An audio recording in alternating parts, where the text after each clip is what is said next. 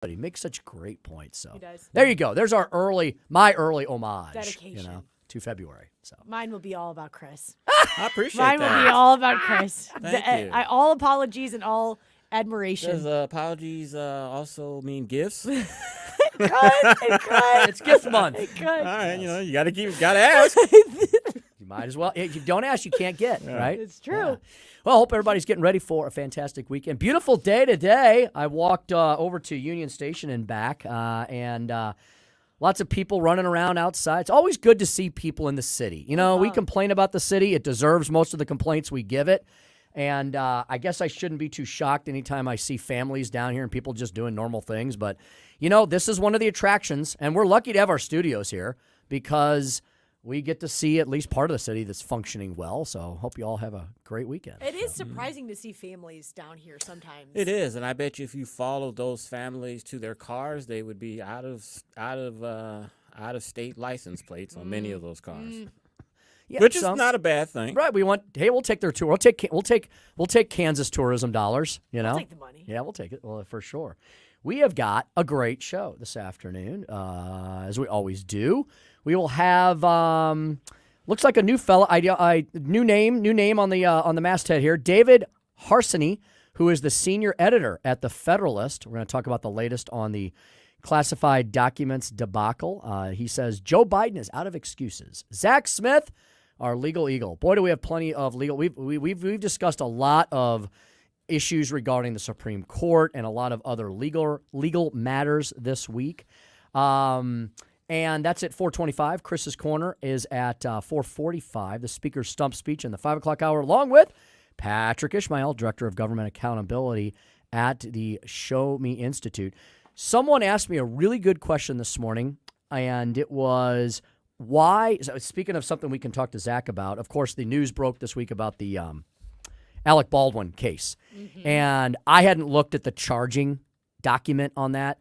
One of the listeners on my morning show had and asked me a question. I had to look it up. I had a guess. They said, why was Alec Baldwin charged with 2 counts of involuntary manslaughter, even though only one person died? And I thought to myself, that's a great question. I think it probably has something to do with the different definitions of involuntary manslaughter. But that was a total guess. And I looked it up, and I was on the right track.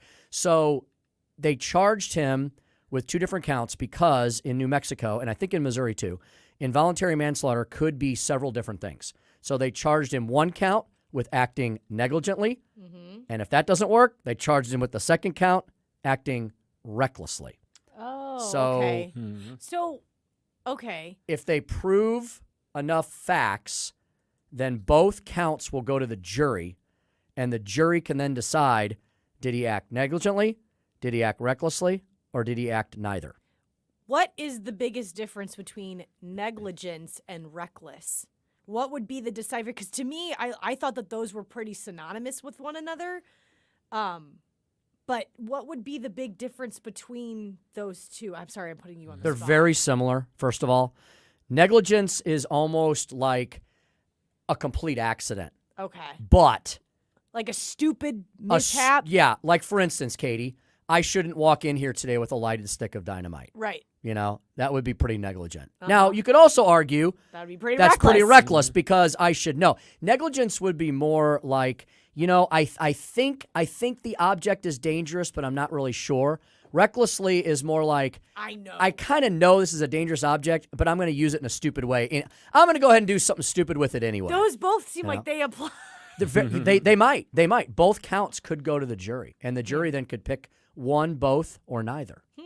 So I thought that was a really good question, and I did not know that they had charged him in 2 different ways. So we'll see if this case goes to trial or not. I'm still not convinced. So, Chris, anything that has popped into your purview today right off the bat? Big news, guys. In about a couple of hours, a videotape will be released of a gentleman in Memphis who was killed by 5 police officers.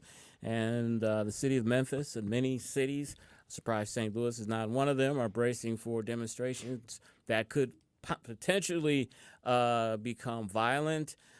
People that have seen the video say that it's a horrific incidents of police brutality.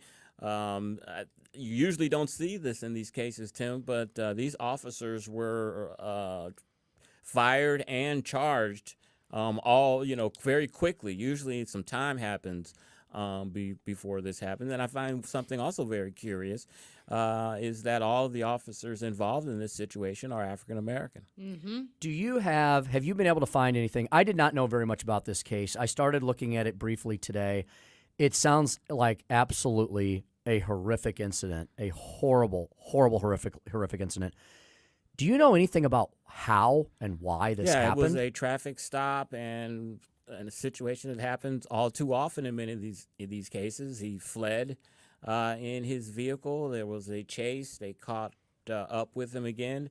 And the next thing we know, he ends up in the hospital. His family took pictures of his face, which was bruised and battered. And then a couple of days later, he died. And then these officers were immediately dismissed and charged with, I think, second-degree murder. Man, oh man! But that I did see those reports all day yesterday, and I agree with you, Chris. I am so shocked that we have not been seeing anything here in the city of St. Louis. I mean, yet. Now the only thing that may be a saving grace for Memphis is they are supposed to get sleet and rain and ice tonight, so that may stop some of the protesters, or it may help put out the fires. I don't know. Either one. It's amazing. You guys didn't get that joke? Put out the fires? Put out the fires. Come on. Put out the fires. I thought that was pretty quick thinking on that one. Okay, Chris. I'll laugh. I'll give you a laugh. There you go. Thank you. Somebody appreciated my humor. Put out the riot. Maybe I should have said riot fires. There you go. There That you would have go. been Put better, out the yes. riot fires. So that is going on. The Paul Pelosi audio of the 911 call and the video of the body cam footage came out as well today. There's lots to cover. We've only got 2 hours barely to get it all in, but we will do our best.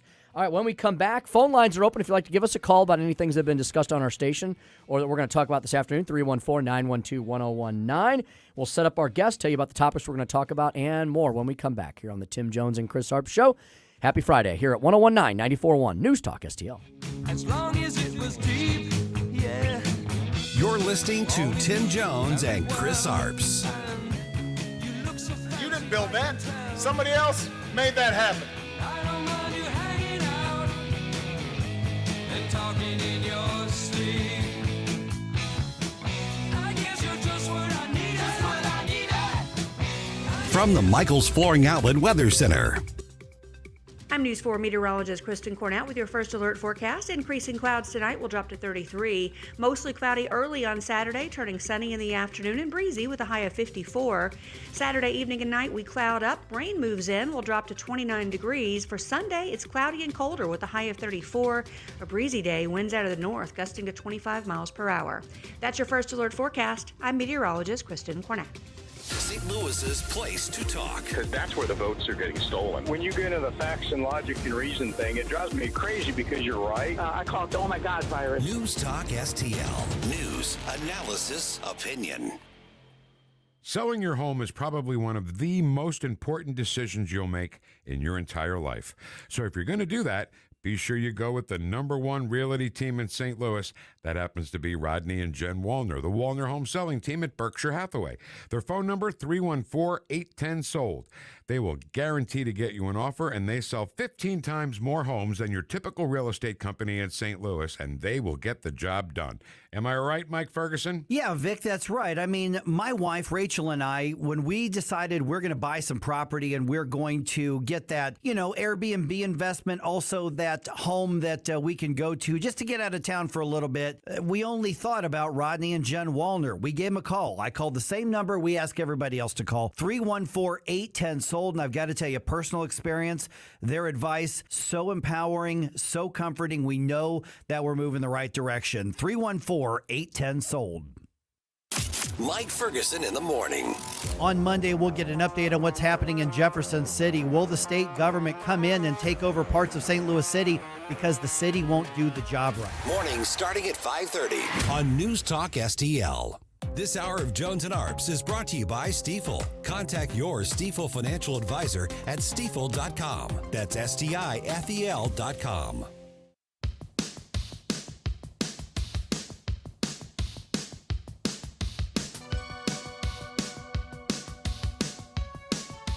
This is News Talk STL at 1019, 94.1, 99.1 HD3 and newstalkstl.com. Drop dead. Tim Jones and Chris Arps in the afternoon.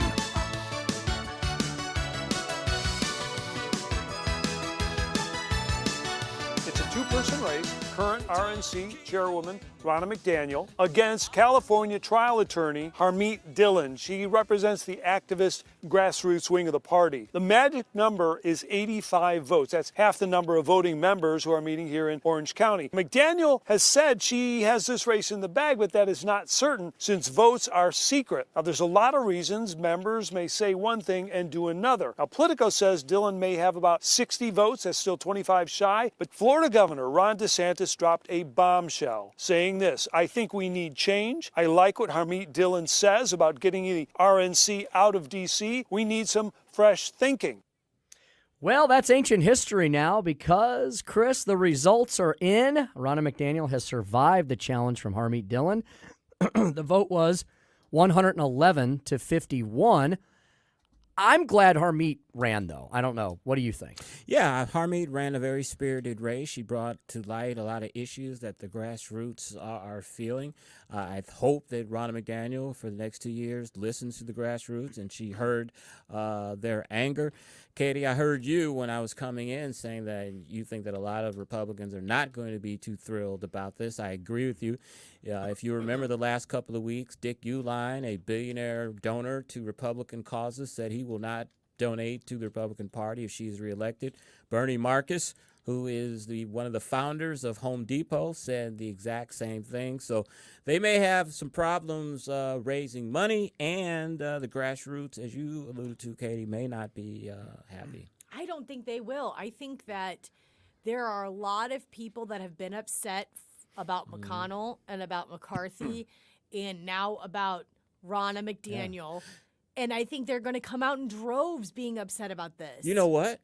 We actually, talk to grassroots every day here. Why don't we ask some of the grassroots what do they think about Ronna McDaniel being reelected? 314-912-1019. That's a fantastic idea. Let's, folks, we've got another 10 minutes in this segment. We'd love to hear from any of you. Give us a holler. We'll continue to talk about it. Is Katie right or wrong? 314-912-1019. You know, not only it's not just the fact that, you know, the election was a disappointment in most regards. It's the fact that she ran for an unprecedented fourth term. Usually by now, win or lose, party chairs move on. She's been there for 6 years. She'll be there for another 2. That is historic as well. I just wonder, is the RNC establishment redefining insanity? You know, what are we going to do differently, Ronna, over the next 2 years? I think one of the things that helped Ronna McDaniel, of course, was that she was put into the position in 2016, I think it was, when Donald Trump put her into the position. He did not come out either way for Harmeet because Harmeet is a attorney for one of his cases. He didn't come out for either one, but I was reading and hearing that behind the scenes he was supporting Ronna McDaniel still, and I think that had a lot of sway. Plus, too, Tim, you know this as a Speaker of the House, when you are in a leadership position like that, you can make a lot of promises to people for votes. Not saying there's anything unethical or illegal about that, and I think Ronna did some horse trading and. Because if you remember when the her pledge support was 102 people. Yes. She put out I think it was 106. Her pledge support was 106 in a letter a month ago. So she actually picked up 3 more people. And look at the power of incumbency, which was one of your points you just made. It is very, very difficult to take out an incumbent. If you look at Congress, I think the reelection rate. Now there have been some high profile people upset by challengers. But for the most part, if you look at Congress, I believe the stat is over 95% of Congress gets reelected when people run for reelection. Yeah, it's the conundrum that everyone says they hate Congress except for their congressman. Yeah, isn't that an interesting twist? But how in the world... So if this is where I have a hard time with conservatives right now. Uh-oh. Because everybody that I know has been steadily beating this drum beat of we need a change, we need a change, we need all these changes. And now that we have that kind of power, now that we are actually able to implement these leadership changes, we get stuck with the status quo. Well, I think with when it comes to Mitch McConnell, look, Mitch just won a Senate re-election, so he's there for 6 years. He's consolidated his power. He's not so much worried about what the grassroots think. He's consolidated his power in the Senate. But I think when it comes to the House, and you look at all the concessions that Speaker McCarthy had to give up in order to become Speaker, I think there's some inroads made there, Katie. Okay. Yeah, I don't know. I've been reading a lot of the comments from people even on our live stream, which we are getting a lot of comments today, guys, we are? about this. Okay. Yes. Good. Tim got excited about McCarthy there when he came out against, what did he come out with a couple of days ago? He's done some And good you work. sounded strong. The 3 committee members. Yeah, the you were three, praising him yeah, for the that, 3 so. Democrats he took off the committees. I thought I was shocked.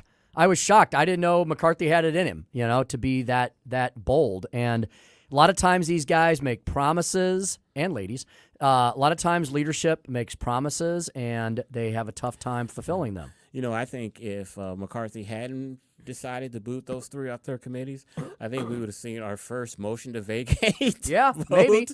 And probably this week. And the media's not giving him any credit for this. He did it in a surgical, wise way. He didn't take them off of all of their committees. He wasn't being spiteful. He was being strong-willed and determined, but he's left them on all of their committees. He's just said, and he had a good reason for each one. Schiff, you're a liar. Swalwell, you're a compromised asset who can't get a security clearance. And Omar, you hate the state of Israel, and you've said as much. And so you're not going to be on those 3 committees where those 3 things are the most important things. He left them on all their other committees. I think Nancy Pelosi, well, she did. She took a couple Republicans off of all their committees. Yeah, there's no equivalency there at all. And as we said the other day, I think he made a great case for all 3 of them not being on their committees. Swalwell was messing around with Fang, Honeypot. There you go. And Adam Schiff has said that we're going to see President Trump go down. We have the goods, just a matter of time. That turned out to be a lot. And as you alluded to and said, Tim, I mean, not only her, but Cori Bush and Ilhan Omar and Tlaib, they're all anti-Semites. That resolution that they passed, which they watered down, could apply to all 3 of them. Mm-hmm. Can I read some comments? Yes, Yeah. please. You guys Is mind? this on Yeah. which So medium are we on? Right now, a lot of people are commenting on Facebook. However, Okay. we do have people that are watching on YouTube as well, but most of our comments are We coming love from Rona. Facebook. Scotty says, Happy Friday. Happy Amy Friday. says, Amy Mazzara says, very frustrated she was reelected. Scotty joins in and says, I will not donate to the RNC anymore, just to individual candidates. Matt says, McDaniel re-election to the RNC is awful. It is horrible, and I hope no one sends money to the RNC. Send your money to your own individual candidates. Scotty agrees with Amy, and Linda says, frustrated that she was reelected. A change was needed. That's probably the sentiment of most.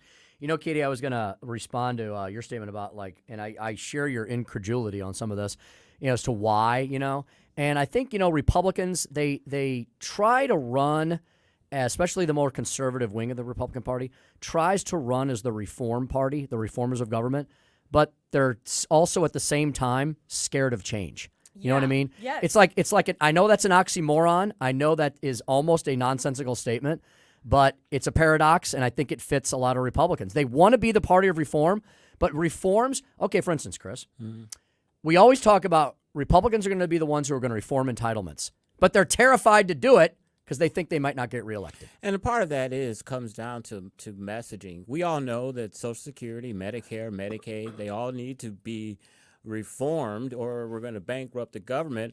But the Republicans don't make a case to the people that these cuts need to happen. Instead, they wait until there's a debt limit ceiling or something dire like that and say, hey, we need to cut this. And the public's not ready for that. And it's so easy for the Democrats to say, hey, they want to cut Social Security, they want to cut Medicare. And you don't have enough time to really educate the public enough to teach them what you're really trying to do. If we need to cut Medicare, Social Security, maybe even defense, we have to set the groundwork of selling it to the public weeks, months, years in advance instead of at debt ceiling time limits, because it's too late to sell the public then. Mm-hmm. Yeah, if you go back to Paul Ryan, pre-vice presidential candidate Paul Ryan, before he became a target of conservatives, pre-VP Paul Ryan was a very serious legislator. Before he was Speaker of the House, and then started getting half the caucus mad at him on any given day.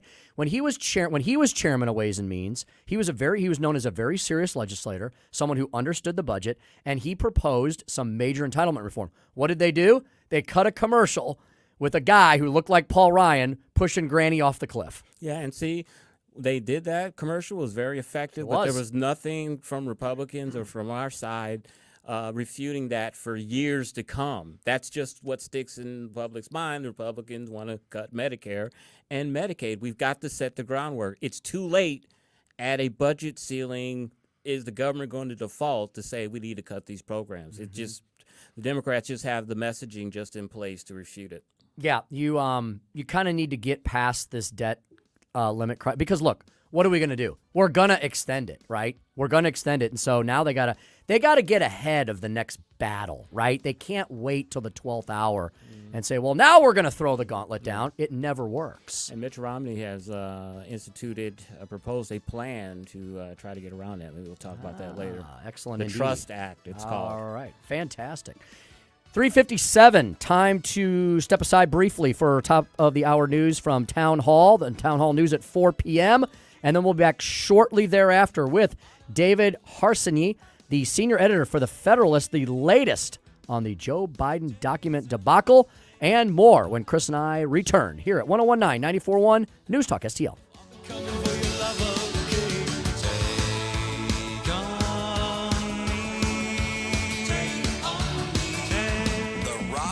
Show. AOC is supposed to be one of those progressives that is against war and for the environment. Yet she continues to sign bills that sends billions and billions of dollars over to Ukraine that nobody can follow where that money's going. All we know is that our interest rates are going up. Inflation is through the roof. They brought down the gas prices for the election, which they do every election season if you haven't been paying attention. The Rob Carter Show. Sundays at 5 on News Talk STL. Brought to you by Elite Printing and Packaging.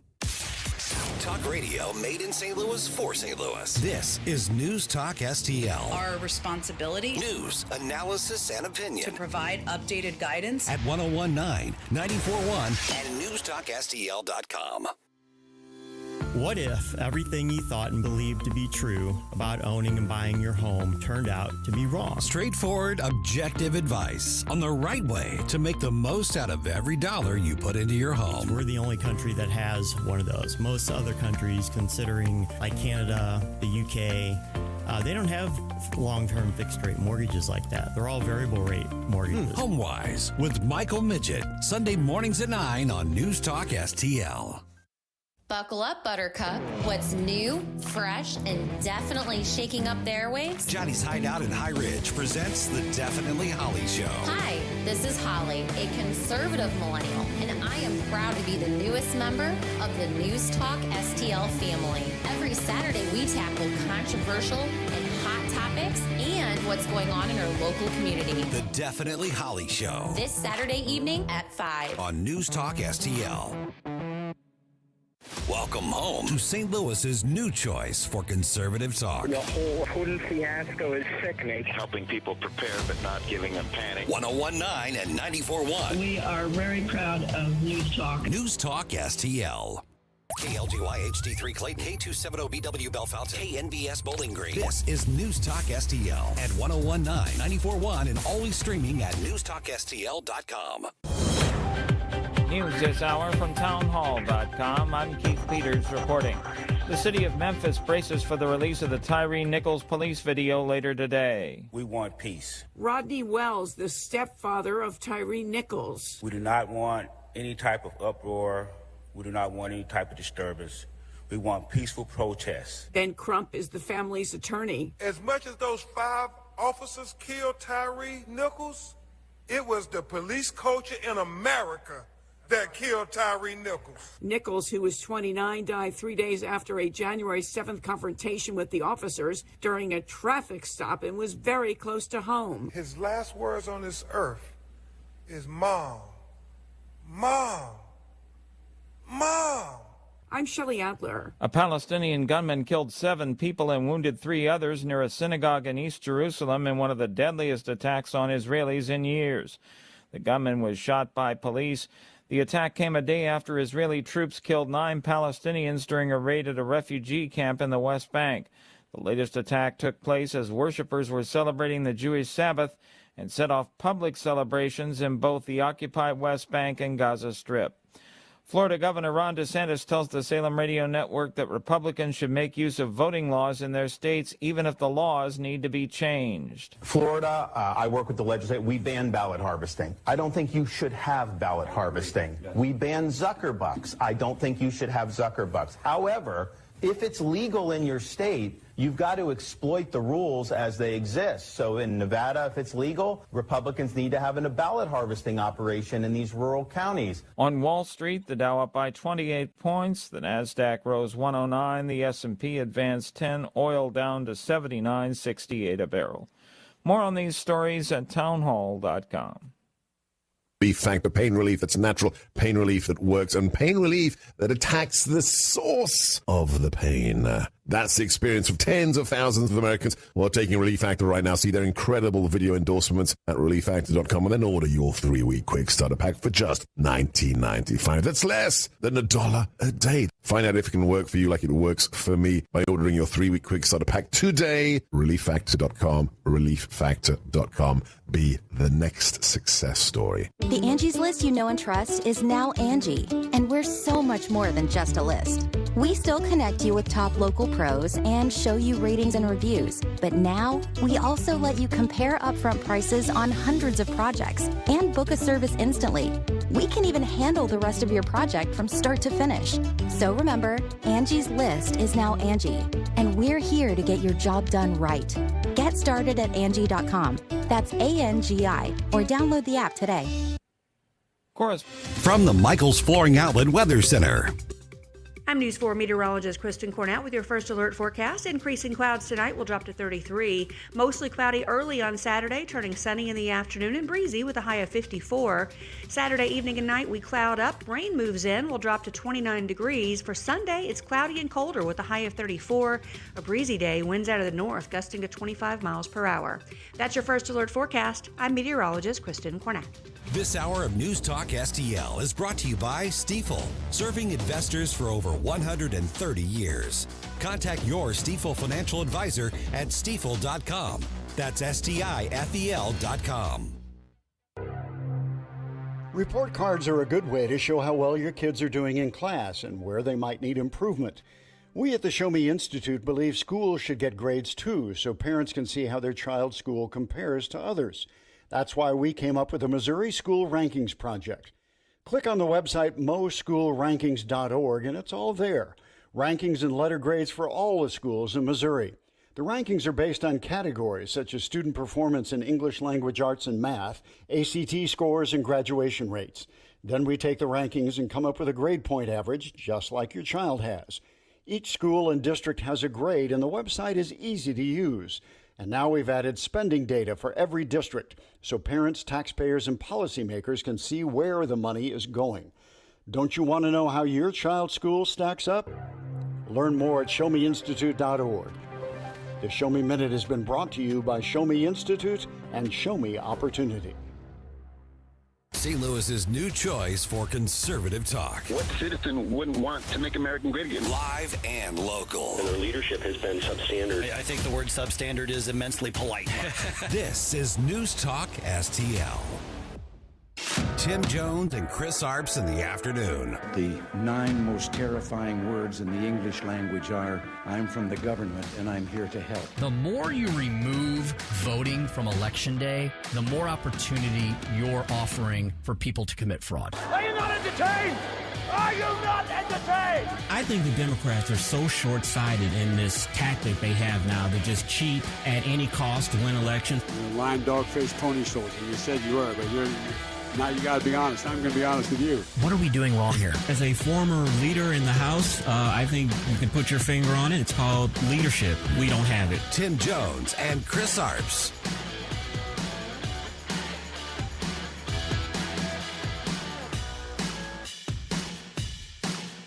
I like the Pelosi Act.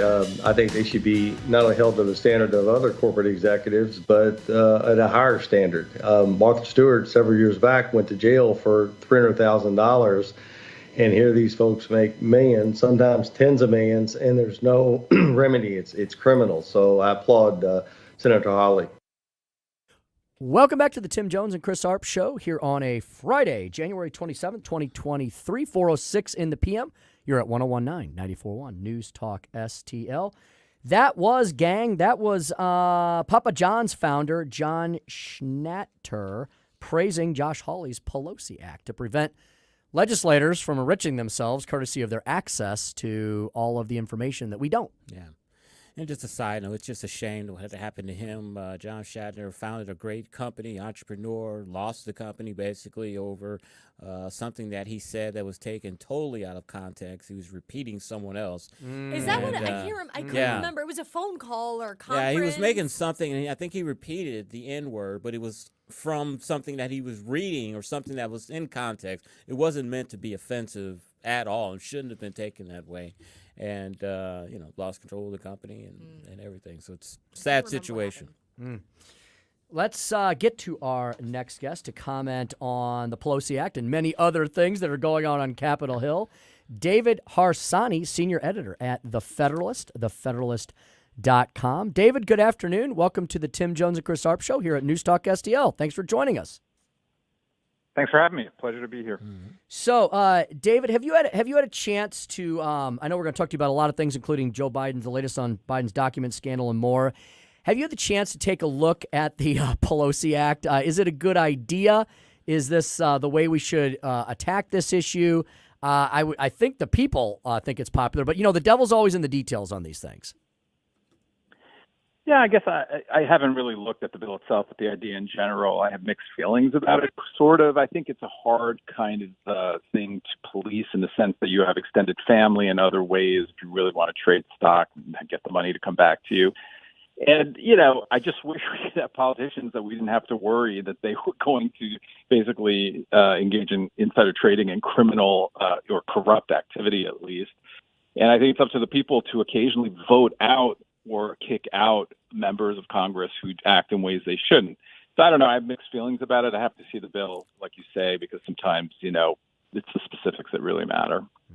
David, one aspect of this Biden document scandal, which has a lot of us puzzled, is how did the President of the United States receive documents when he was a senator, classified documents when he was a senator, when it's my understanding that you go down in a basement and all of your electronics are taken from you, all your notes afterwards, and you can't take anything out.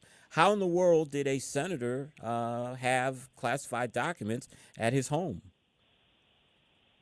That's a very good question. We'd like to know how. I mean, there's such secrecy surrounding classified documents. Also, we don't even know how many documents are classified every year. Probably around 50 million documents are classified every year. So when he was a senator, he was on intel committees and things like that. So I'm sure he had some sort of access to it, and he probably took it and then somehow got into his house. I mean, that is a very interesting question, as well as the question to how, documents from his vice presidency could get into his garage. I mean, I think that those are fair questions to ask, not just of him, but Trump and everyone else. How did you get your hands on classified documents? How did they get into your house? What are those documents about? I mean, are they just a letter from some world leader, or are they like, especially when it comes to Biden, do they have to do with Ukraine and and maybe connect it to some of the, things that Hunter's been doing? I mean, I think those are fair questions to ask. I'm not saying that we know the answers, but certainly it's something we should know more about. Yeah, David, isn't that the point of where, the corporate media should be going on this? Corinne Jean-Pierre has not done a good job answering questions from the podium, but I got to give her props for one thing. She has stuck to her talking point of saying oh, we're following the process. There's a process here. The process that's here is what we're following. I think she borrowed Kamala Harris's speechwriter apparently for that. These just circular responses to every single question.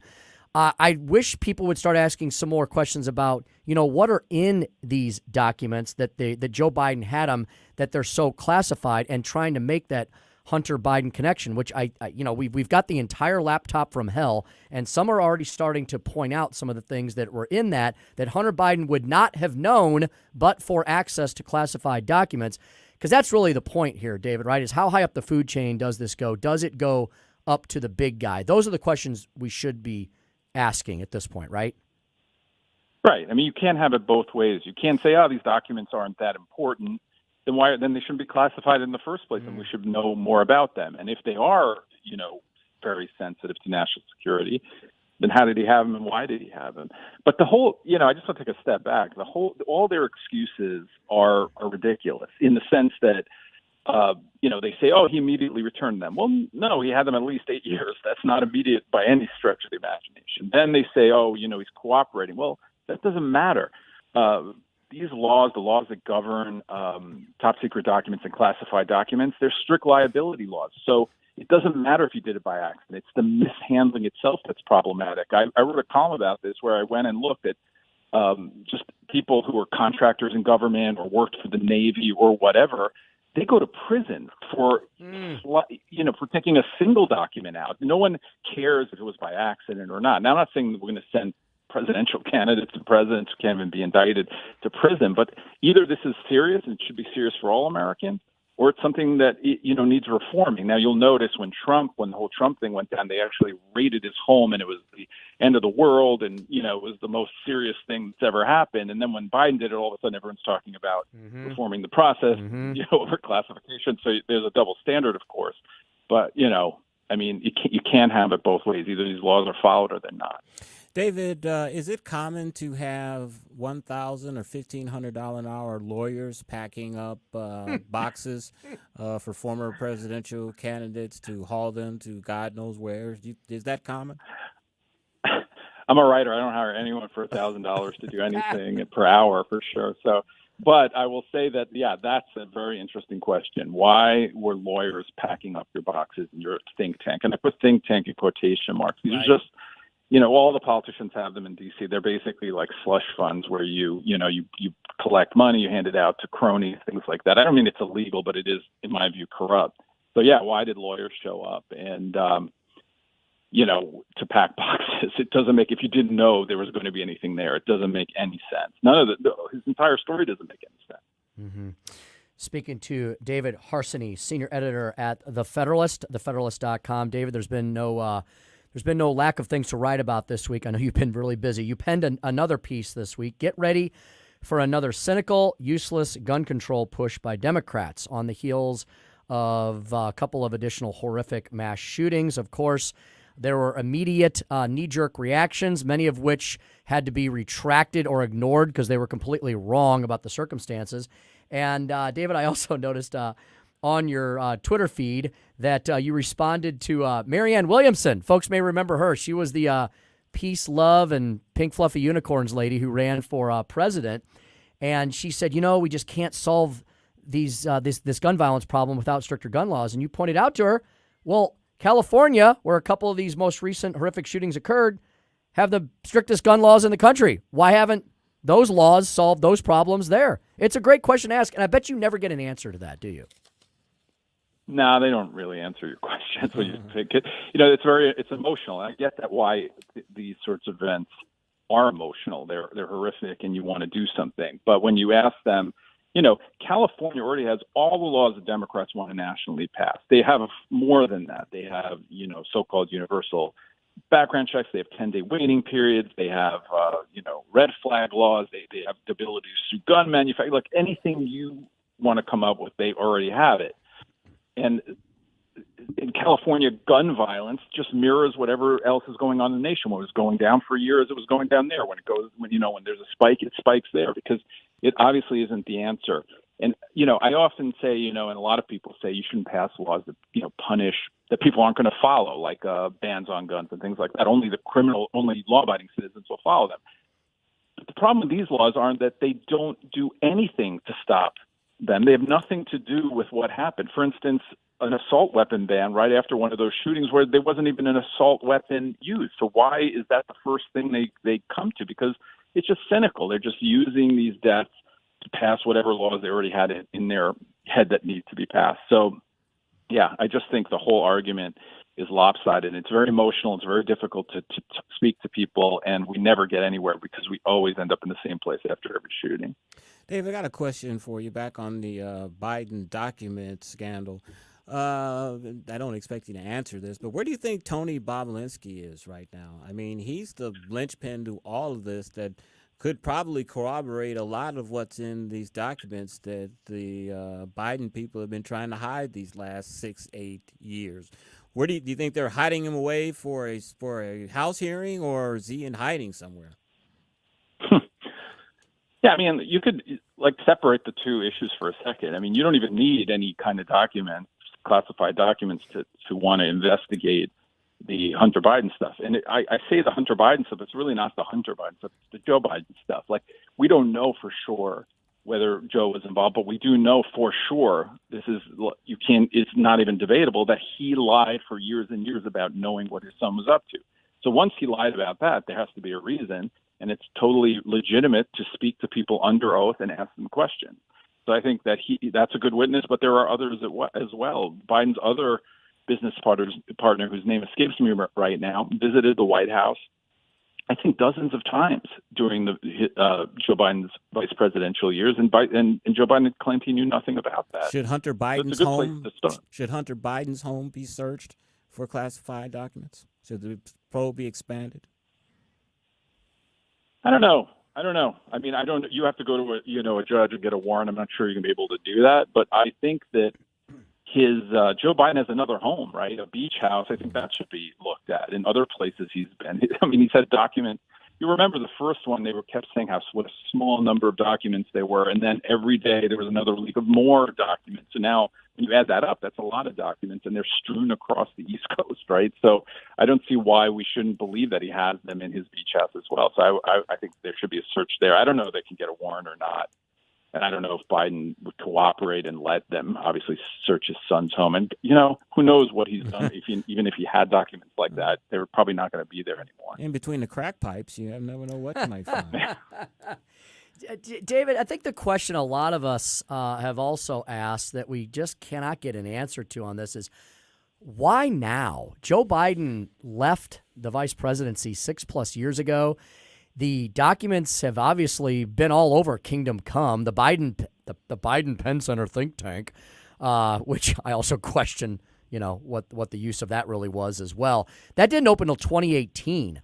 And so the documents that were there obviously had made another stop on their way. You got documents scattered in your garage, probably the least secure place on the planet, even though Joe Biden thinks it's one of the most secure because of his prize Corvette. But we're finding these now. And so, what is the theory, conspiracy or otherwise, David, behind this?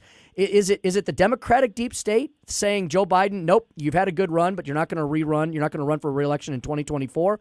Or is this all just by happenstance and mistake that these $1,000 plus an hour lawyers were sent in to find these so long after the fact? I will give you my theory. I want to take one quick step back and also just mention on the last question that the University of Delaware still has all of Joe Biden's papers. I forgot to mention this. There's no reason for us not to see what are in those papers from his Senate years. I suspect they would be politically embarrassing mostly, but how do we know there are no documents there? I think that's a place probably where the FBI should be looking. To your question, why did the lawyers start looking for this? Why is this happening now?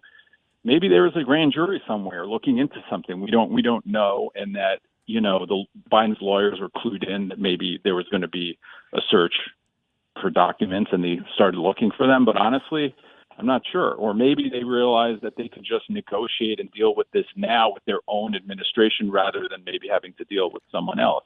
Maybe they saw that the Republicans were going to win the House, and they realized that they would have the subpoena powers, and that now would be a good time to deal with this, where it was least politically damaging for them after the midterms, but yet, 2 years out of an election. So could be many answers to that, honestly.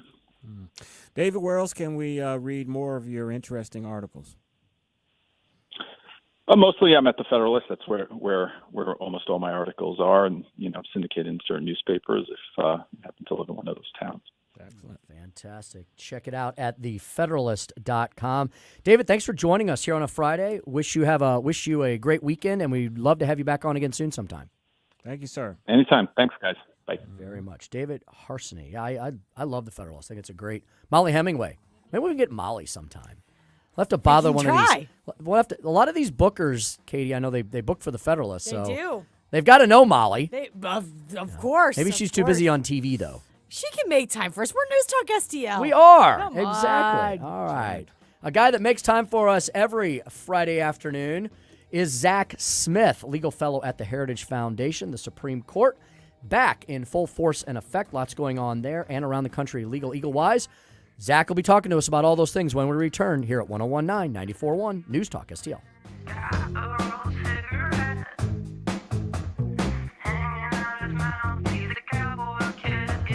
From the Michaels Flooring Outlet Weather Center. I'm News 4 meteorologist Kristen Cornett with your first alert forecast. Increasing clouds tonight will drop to 33. Mostly cloudy early on Saturday, turning sunny in the afternoon and breezy with a high of 54. Saturday evening and night, we cloud up. Rain moves in. We'll drop to 29 degrees. For Sunday, it's cloudy and colder with a high of 34. A breezy day, winds out of the north, gusting to 25 miles per hour. That's your first alert forecast. I'm meteorologist Kristen Cornett. The Herzog Foundation is the vision of its founder, Stanley Herzog, and it exists to promote and accelerate the development of quality Christ-centered K-12 education. Hi, this is Daryl Jones, president of the Herzog Foundation. Our primary goal is to advance Christian education so that families and culture flourish. The legacy of Stan's business career centers around making national transit ecosystems accessible and sustainable. Likewise, the legacy of Stan's philanthropy centers around making the ecosystems of Christian education more accessible and sustainable for families across the nation. Visit HerzogFoundation.com to learn more about our programs, including trainings, scholarships, conferences, news, and our podcast, Making the Leap. Visit HerzogFoundation.com to learn more and sign up for The Lion, an initiative of the Herzog Foundation that carries articles covering a wide range of issues facing American families and culture. HerzogFoundation.com. Hey, Columbo here for our family dentist, Dr. Matt Boscia at New Creation Dental Care, a one-stop solution for all your family's dental needs, including braces. Dr. Boscia uses the My Forever Smile Braces system, which straightens teeth many times in less than a year for half the price of traditional braces. Traditional braces or Invisalign can cost $6,000 or more, but Dr. Boscia only charges $29.98 for My Forever Smile, and incentives and insurance can lower the price even more, plus New Creation offers in-office financing. Learn more at newcreationdentalcare.com. Have you been floored? Not until you've gone to Michael's Flooring Outlet. They've been a locally owned and operated family business for more than 28 years. You want variety? Michael's has carpet, hardwood, laminate, ceramic tile, luxury vinyl, natural stone, and many other options. Save money and get quality at Michael's. Plus, your installation will be done right the first time when you hire the experts at Michael's. You can shop in store at one of their 3 convenient locations or shop from home. Check out everything that Michael's has to offer at igotfloored.com. I'm Susie Moore, and this is More to the Point. This may ruffle a few feathers, but I feel compelled to address the uncomfortable topic of dress codes. Recently, the Missouri House and now the Florida House have made the news over dress code regulations. Few would find it surprising that legislative bodies, like many workplaces and public venues, have a dress code. What's causing a stir is the provision that female lawmakers not bare their shoulders. I'm not going to lie, this is a tough one for me. While I instinctively bristle at this seemingly old-fashioned and some would argue sexist rule, I do recognize the value of dress codes for professional settings. I also recognize that technically the rule applies to everyone, not just women. It's just that men's business fashions haven't yet veered into the sleeveless realm, while women's fashions have. There are some really sharp sleeveless business dresses out there. I have several myself, and I've worn them to court before, but almost always with a jacket. I think on some level we all recognize that any outfit that bears a fair amount of flesh, be it arms, legs, or midriffs, lacks the professional air. It's where the line is drawn that stumps us at times, particularly when it impacts one gender differently. I suppose the answer is non-gender specific fashions? Bring on the Starfleet uniforms. Susie Moore is Deputy Managing Editor for RedState.com. For more to the point and everything Susie Moore, log on to RedState.com. Follow Susie on Twitter at SmoozyQ and keep listening to 1019 and 94.1 News Talk STL. Subscribe and watch your favorite News Talk STL shows. Mike Ferguson in the morning, The Vic Porcelli Show, Columbo and Katie, Jones and Arps. Webcam streaming on Facebook, Twitter, Rumble. Subscribe and watch News Talk STL. This hour of Jones and Arps is brought to you by Stifel. Contact your Stifel financial advisor at stifel.com. That's STIFEL.com.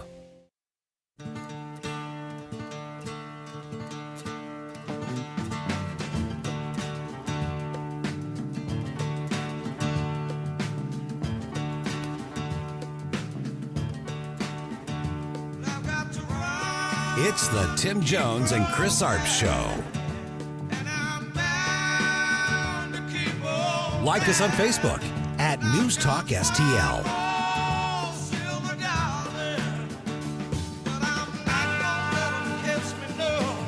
Judge on the far end.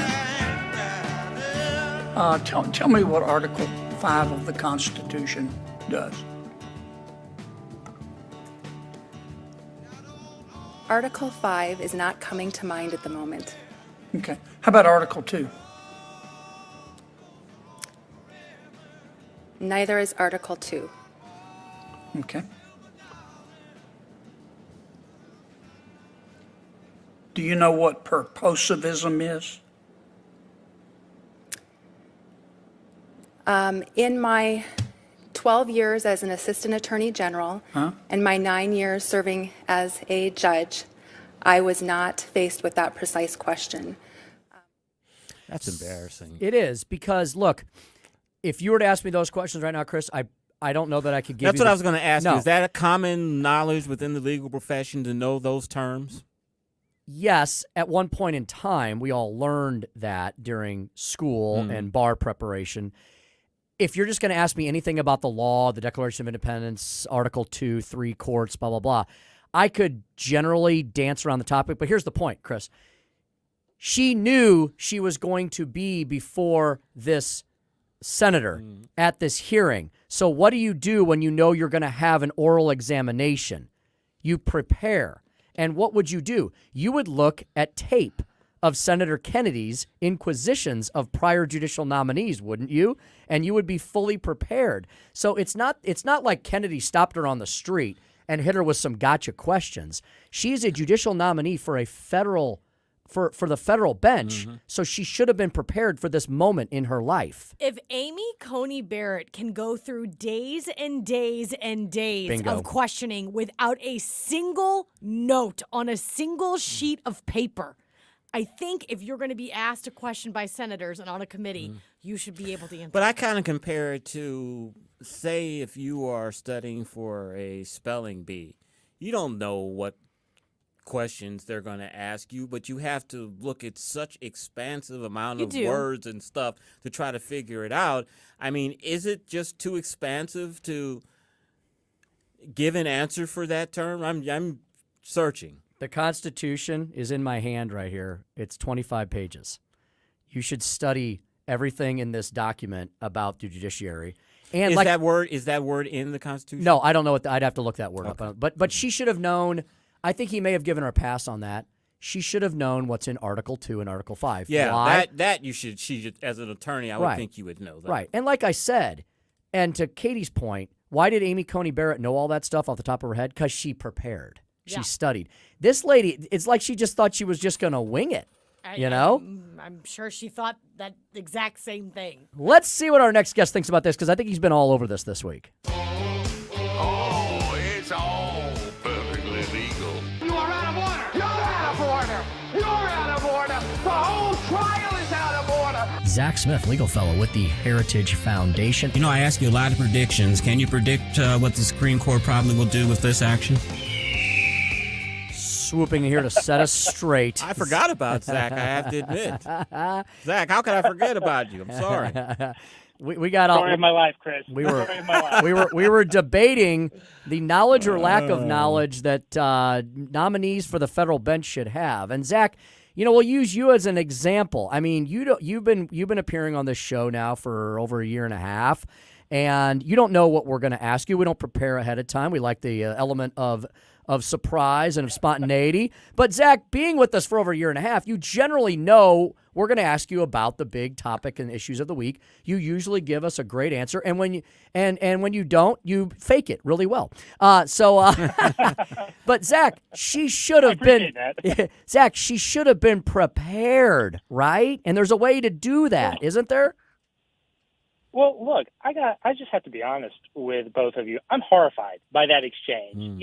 Some have criticized Senator Kennedy for trying to tee it up as a gotcha question, and I'm generally sympathetic to that. Look, she's at a congressional hearing. She's in front of a group of senators who are questioning her. I think any of us could kind of freeze up like a deer in the headlights. But keep in mind, this is someone who is being nominated and is about to be confirmed for a lifetime job on the federal bench, where one of her primary responsibilities will be implying and interpreting the U.S. Constitution. And now maybe she could be given a pass for not knowing Article 5, but not knowing Article 2 of the Constitution, to my mind, that's almost unforgivable for any lawyer, but especially for someone who's going to be a federal judge. All she had to do is say that deals with the executive branch of government, the presidency. And I think everyone would have been more than satisfied with that answer. Look, this is stuff that most people learn or should learn in high school civics. I think many people could be forgiven for not, knowing it off the tip of their tongue or forgetting it because they don't use it every day. But we're talking about someone who's been a lawyer, someone who's been a judge, and is now going to be asked to opine on executive branch power on a routine basis in many, many contexts. And so the idea that she couldn't even give a very broad 40,000-foot overview, that's very troubling to me. Zach, as you know, there's been a lot of talk in Congress about the budget deficit and the ceiling and all of that. And the Treasury Secretary said last week that we've ran out of money, but she can do some extraordinary measures to at least make that last until June. There are folks now that are saying that there is a clause in the 14th Amendment that states, quote, the federal debt shall not be questioned. Can people use that to make a case that we will not default? Well, I'll have to use this as one of those instances where I try to fake it until I make it, Chris. But look, I think there are a lot of interesting arguments around there, many atextual, ahistorical, aconstitutional, to try to avert what could be really, a very troubling incident if the federal government defaults on its debt. It's the responsibility of Congress. The framers of the Constitution laid it out in the Constitution. It's up to Congress to pass, taxing and spending bills.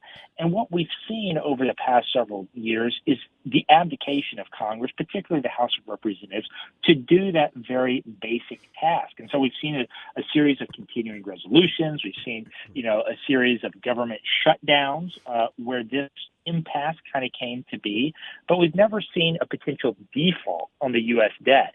And, there's some unique theories floating around out there. Well, maybe the United States could mint $1 trillion coin and force the Treasury to accept that. Janet Yellen, the Secretary of the Treasury, has said she's not going to do that with good reason. I think, that could very well prompt a constitutional crisis if something like that were to be tried. But look, the bottom line of this whole debate is Congress needs to get serious. They need to do their job and actually legislate responsibly and pass budgets that don't put us on a fiscal cliff that are going to leave us very vulnerable in the future to future defaults. Zach Smith, our guest this afternoon on the Tim Jones and Chris Arps show, at TZ Smith on Twitter. Zach, how about we talk about one of you and I's favorite subjects and maybe nobody else's, and that's the hijacking of congressional authority by administrative agencies. Zach, I want to ask you about a bill that one of our congressmen, one of our newest congressmen, Eric Burleson, just filed this week. It is to completely and utterly, it's like one of the shortest bills ever. Eric was known for this in the state legislature, Zach, when he was a rep and a senator. And it's basically eliminate the National Firearms Act of 1934. Now, the congressman, Jack, so you know, he's a very smart guy. He knows that even if this passes the House, it's going to hit a brick wall in the Senate. But, Zach, isn't he sending a good message that the administrative agencies need to stop hijacking Congress's intent and their authority in creating all these rules and regulations to ban things like pistol braces and bump stocks? All of these executive orders have zero congressional authority going back to the original bill, the original language of the law, right, Zach? And they're just made up out of whole cloth by these administrative agencies, and they violate our constitutional rights. Well, I think this goes back to what we were talking about with the debt ceiling, Tim. You know, we've seen Congress abdicating their most basic duties that the framers of our Constitution intended for them to take. You know, the framers of the Constitution intended for Congress, particularly the House of Representatives, to really be the predominant branch of government in a lot of ways. You know, that's why, for instance, taxing bills have to start in the people's house, in the House of Representatives. Because those are the people that are supposed to be closest attuned to what's happening in the country, closest attuned to the effects that legislation is having on American citizens. And we've really seen Congress abdicating its duty in the money realm, but also, as you mentioned, in doing the basic legislative work that's required of them. And we've seen this by they basically authorized these executive branch agencies that are staffed by unelected, unaccountable bureaucrats in many cases to pass really, life-changing rules and regulations in many cases. And then, you and I have talked about before, you have to go through these administrative processes. And at the end of the day, you ultimately have many of these agencies, doing stuff that looks like legislating, doing stuff that looks like the executive branch function of implementing these rules, doing what looks like the judicial function of adjudicating whether these rules have been in fact violated.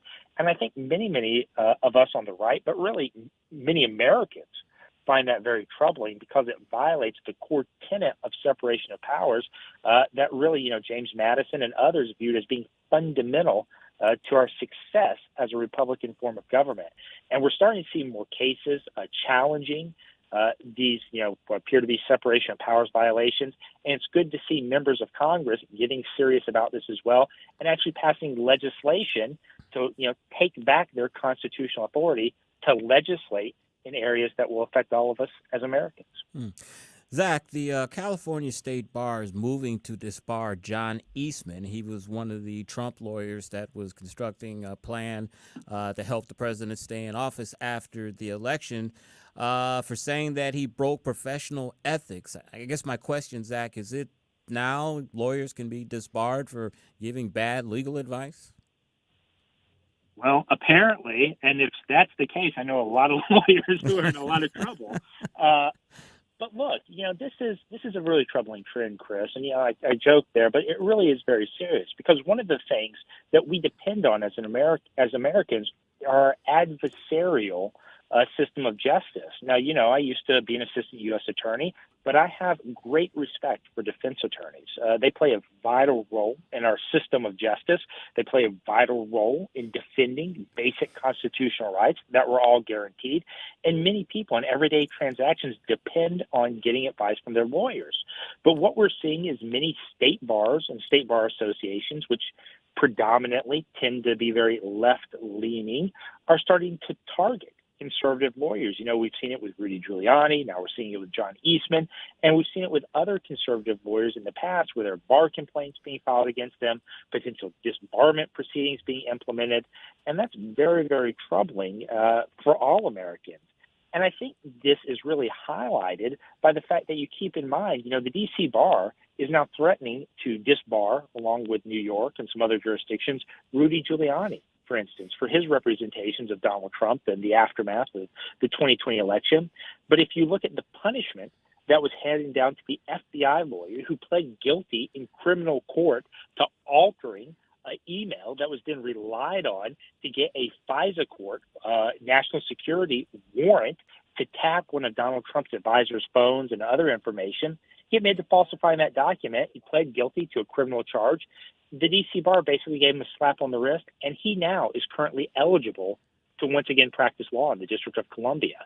And so when you see that differing treatment for conservative lawyers versus those who are perceived to be aligned, with the more liberal wings of the legal profession, again, that double standard, that hypocrisy is what many of us find very, very troubling. Zach, anything we should know about the goings-on at the Supreme Court this week? Anything notable that may have occurred? Well, we have a new episode of SCOTUS 101 out this week. We have a great discussion. GC talks to Elon Werman. He's a professor out of Arizona State, talks about some of his research into originalism, where the current justices are going with that interpretive method, which, originalism, textualism is really the opposite of, purposivism, which Senator Kennedy mentioned in his grilling of that nominee. And then we also highlight some of the new cases the justices are hearing. We did get our first announcements of opinions from the bench since COVID. It was a fairly standard statutory regulatory case involving veterans benefits. But what's interesting about this, Tim, is this is the first time since COVID-19 that the justices have returned and began once again delivering their opinions from the bench in person. And so in that sense, it's nice to see some level of normalcy return. Zach, I've got a question for you. I hope you can get it in. We can get it in. The Colorado baker in Supreme Court who won his case regarding making the gay wedding cake lost his appeal in making a transgender cake that was celebrating someone going through that process. Explain that to me. Yeah, it's shameful. Well, look, how do you the lose? Supreme Court agreed to. It's Jack Phillips is the baker. Again. When the Supreme Court decided, he's being targeted. I mean, look, he is being targeted by liberal activists who are seeking to make his life as miserable as possible through this litigation and lawfare simply for adhering to his deeply held Christian beliefs. And the Supreme Court, frankly, deserves a lot of blame for this repeated harassment. When they heard his case several years ago, the Masterpiece Cake Shop case, they decided it, I think largely at the instigation of Chief Justice Roberts, on very narrow grounds, which essentially has allowed this litigation against him to continue. Now, I'm hopeful that maybe some of that will change. The court recently heard a similar case out of Colorado, 303 Creative, involving Lori Smith, a website designer, that would maybe seek to clean up some of the mess that, frankly, the Supreme Court left with that Masterpiece Cake Shop case with Jack Phillips. But look, this is nothing less than just targeted harassment of an individual for adhering to his deeply held Christian beliefs. And I say, kudos to Jack Phillips. We should all keep him in our thoughts, keep him in our prayers, because he is, adhering to his beliefs, adhering to his values, even in the face of intense pressure. Thank you, Zach. That was a great update. Yeah, I'm glad we got that in as well. It's just, I cannot believe this guy is just being run through the ringer like this. Zach, thanks for all the time, the insight and analysis. Thanks, Zach. Have a great weekend. You too. Thanks for having me on. Take care. And there he goes, flying away. That was my bad. I cut him. I nipped him. You right like in the Carafano'd him. I did. Yeah. I didn't mean to. I had another didn't mean question to. for him, Tim, too, but you can answer it as an attorney. How often does it happen that police officers are arrested and not convicted, of course, but accused of murder this soon after a police situation like this? Usually some time passes. It's rare. And was this truly done to help squelch riots? And is it legal? It's legal. You can do it. If you've got probable cause, you can arrest and charge. But it's unusual. You are correct. It's very unusual. Usually they let things chill and cool a little bit and gather some more facts. They weren't even, the police chief, she wasn't even able to say if they had done the investigation as to whether he was properly pulled over or not yet. So if that part of the investigation is not complete, how do you get to the second half where he was allegedly beat to death? Good question. And I'm just curious, what is the police union saying about all this? We'll try to dig a little bit deeper into that and see if we got any more updates on that horrific story out of Memphis and more when we return here on the Tim Jones and Chris Arps Show, 1019, 94.1 News Talk STL. It's the Tim Jones and Chris Arps Show. That's not your mother, it's a man, baby! Like and subscribe to us on Rumble. News Talk STL. From the Michaels Flooring Outlet Weather Center. I'm News 4 meteorologist Kristen Cornett with your first alert forecast. Increasing clouds tonight will drop to 33. Mostly cloudy early on Saturday, turning sunny in the afternoon and breezy with a high of 54. Saturday evening and night, we cloud up. Rain moves in. We'll drop to 29 degrees. For Sunday, it's cloudy and colder with a high of 34. A breezy day, winds out of the north, gusting to 25 miles per hour. That's your first alert forecast. I'm meteorologist Kristen Cornett. If you find yourself feeling out of place in the world, it's comforting to know conservative values haven't been abandoned everywhere. The far left wants to destroy conservative values in America. This is News Talk STL. Welcome home.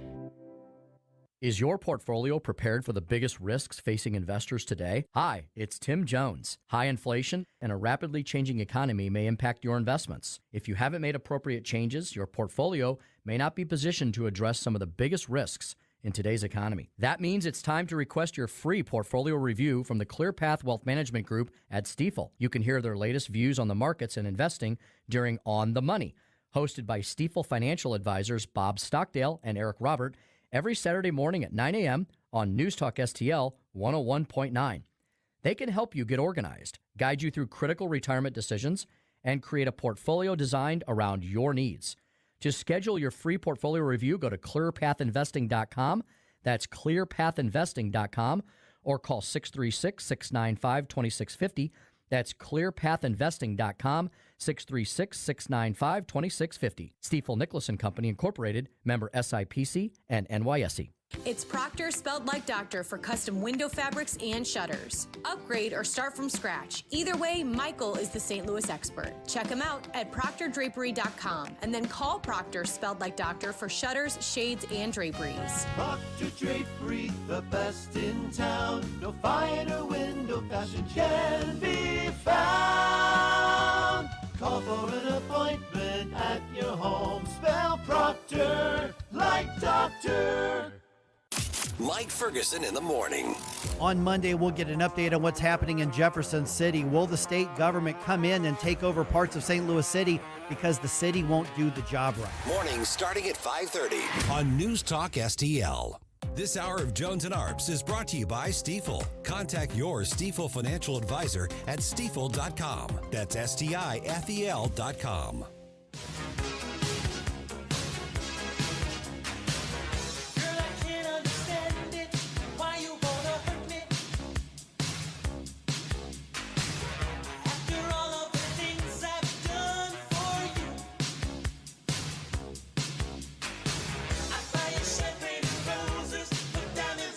It's the Tim Jones and Chris Arps Show. Ronald Reagan, the actor?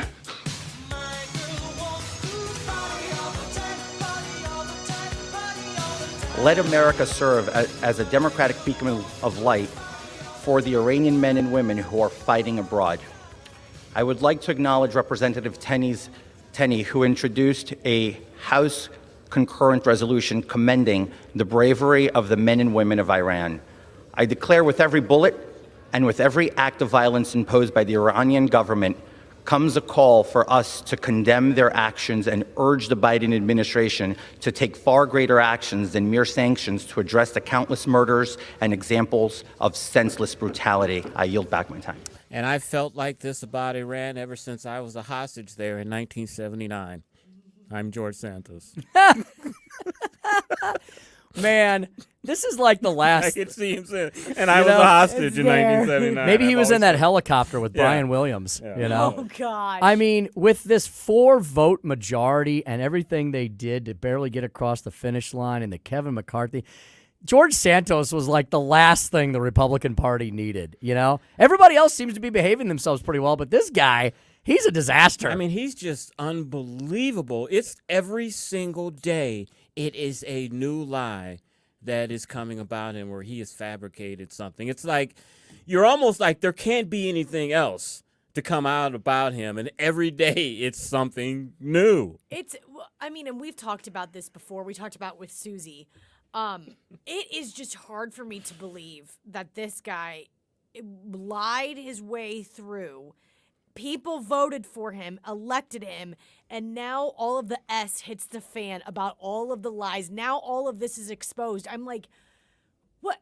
How did they not know? I mean, some of the things. I cut the people some slack, but, there's been criticism from Democrat and Republican opposition researchers with the DNC, RNC. How in the world did you not do research on this guy?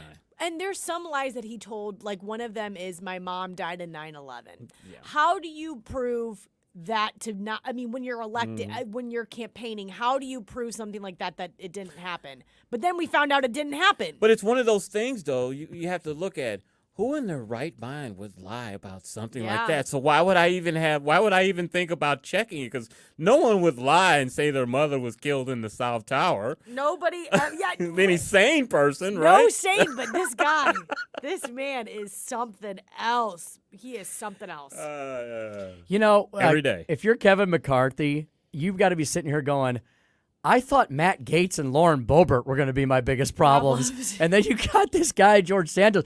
I mean, he's a whole different animal, right? Yes. It's like a whole different, that's so out of left field. I don't think anybody saw it coming. I mean, he has been in office 30 days now, close to 30 days at the beginning of January.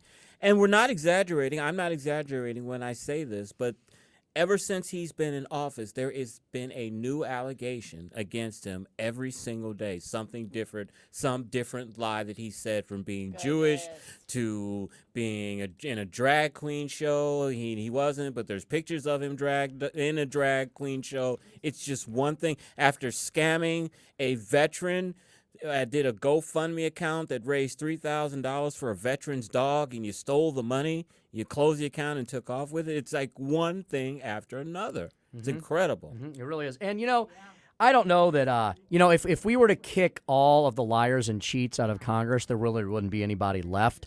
And we look no further than Adam Schiff and the gang, who have been very strong positions of power. So, there's a little bit of some glass house mentality here. But Santos almost takes it into fairy tale land. You know what I mean? There's a such thing as being in politics and lying and fibbing. We expect that from politicians. Yes.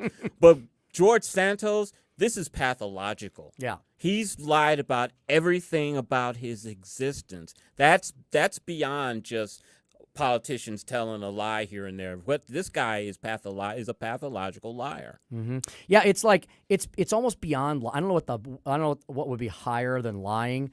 It'd be like complete fabric. He's like fabricated his whole life story. Now, Biden is a known plagiarizer and a liar in chief, but Santos, it's like tell me what's true about him. At least Joe is from Delaware. We know that. Yeah.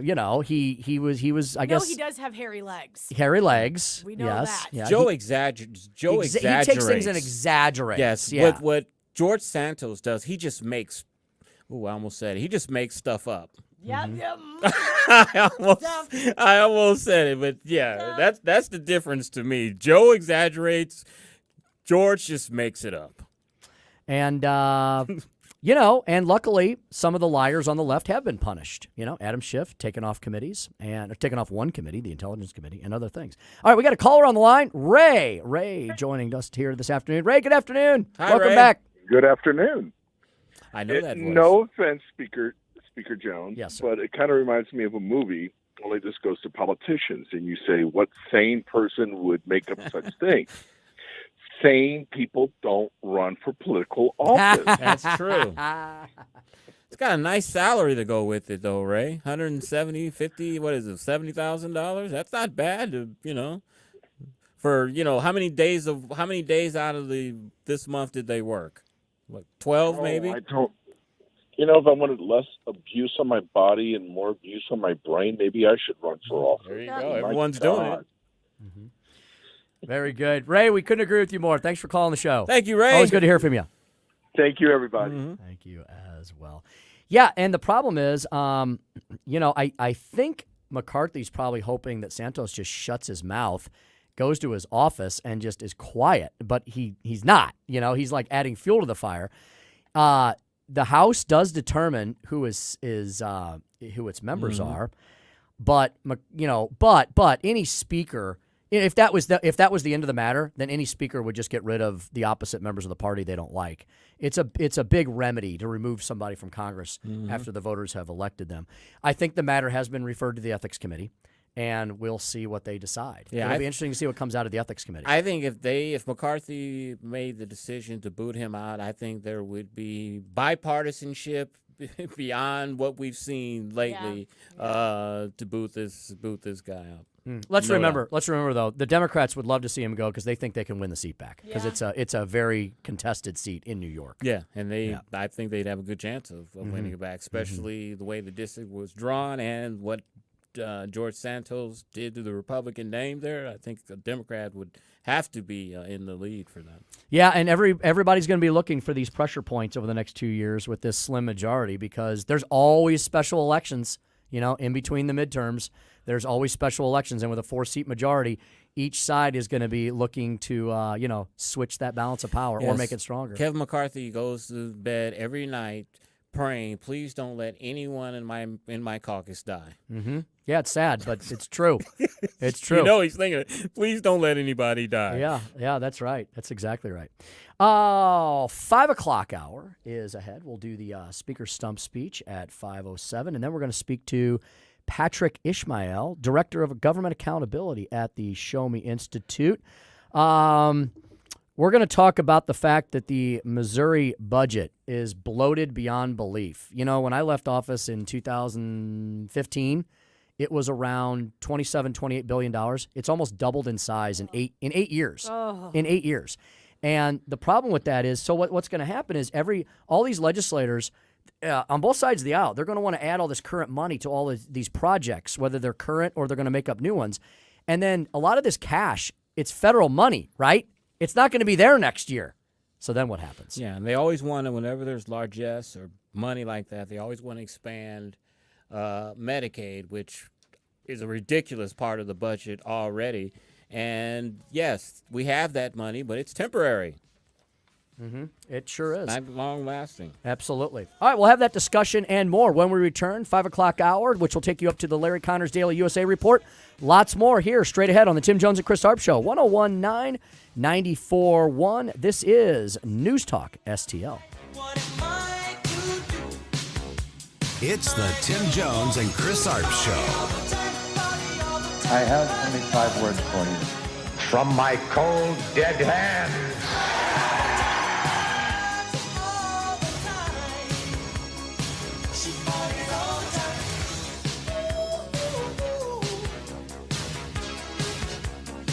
From home improvement to replacement, do-it-yourself electrical projects can be shocking. That's where Grasser Electric can help. They've been lighting up St. Louis for years. From ceiling fans and dimmer switches to repair or replacing your electric. No job is too big or too small for your home or business. Grasser Electric will even install emergency backup generators. So call Grasser Electric today before the sparks start to fly. 636-441-5200 or go to grasserelectric.com.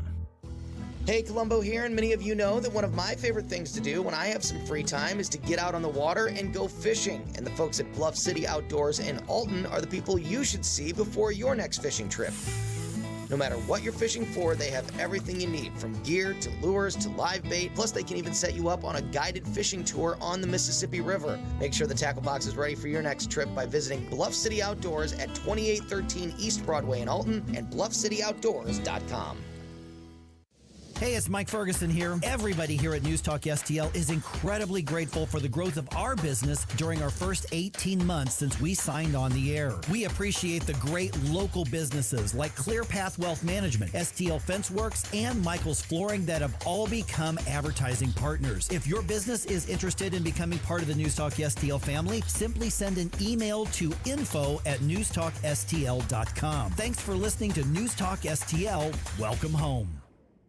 The Vic Porcelli Show. Dr. Quinn, Yeah. medicine women love her. She was Jane Seymour, wasn't she? Yes, Well, she was. The beautiful Jane Seymour. Yeah, you'd keep all your doctor appointments if all your doctors looked like Jane, wouldn't you? You bet. Especially the turn your head and cough part. All right.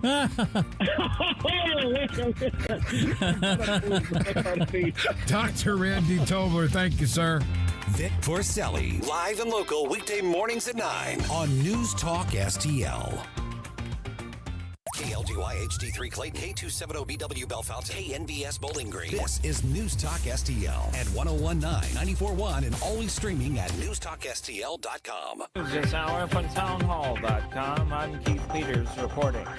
An Auschwitz anniversary is marked as peace in Europe is again shattered by war. Correspondent Charles de Ledesma reports. Survivors of Auschwitz-Birkenau are gathering to commemorate the 78th anniversary of the liberation of the Nazi German death camp amid horror that yet another war has shattered peace in Europe. The site in southern Poland, which during World War II was under the occupation of German forces, became a place of systematic murder of Jews, Poles, Roma and others. In all, some 1.1 million people were killed there, most of them Jews, before it was liberated by Soviet troops on January 27, 1945.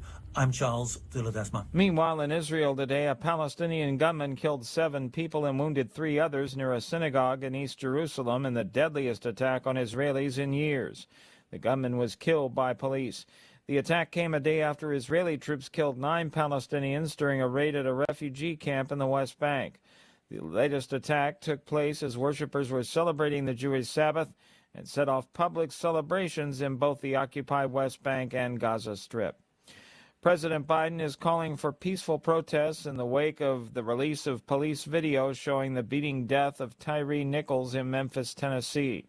White House Press Secretary Karine Jean-Pierre says the president contacted Nichols' parents Thursday. Last night, the president extended condolences to the family of Tyree Nichols and to the entire Memphis community, and he addressed the pain this is causing across America as once again we grapple with the fact that fatal encounters with law enforcement are disparately impacting brown and black people. On Wall Street, the Dow by 28 points. More on these stories at townhall.com. Hey folks, listen, you have got to check out Up Faith and Family, the leading streaming service for uplifting entertainment. Enjoy some of the best movies, inspiring series, quality dramas, comedies, documentaries, and exclusive events. And it's all ad-free. With Up Faith and Family, you can stream uplifting family-friendly shows anytime, anywhere on your favorite device for only $5.99 a month. Visit upfaithandfamily.com/Salem and start your 14-day free trial today. My brother-in-law died suddenly, and now my sister and her kids have to sell their home. That's why I told my husband we could not put off getting life insurance any longer. An agent offered us a 10-year, $500,000 policy for nearly $50 a month. SelectQuote found us identical coverage for only $19 a month. SelectQuote could save you more than 50% on term life insurance. For your free quote, go to SelectQuote.com. That's SelectQuote.com. Full details on example policies at SelectQuote.com/commercials. 5. Here's the Wall Street Business Report. The stock's closing from the Michael's Flooring Outlet Weather Center. I'm News 4 meteorologist Kristen Cornett with your first alert forecast. Increasing clouds tonight will drop to 33. Mostly cloudy early on Saturday, turning sunny in the afternoon and breezy with a high of 54. Saturday evening and night, we cloud up. Rain moves in. We'll drop to 29 degrees. For Sunday, it's cloudy and colder with a high of 34. A breezy day, winds out of the north, gusting to 25 miles per hour. That's your first alert forecast. I'm meteorologist Kristen Cornett. Packages start at $29.99 a month with signed agreement. Restrictions apply. Speak to a representative for complete offer details.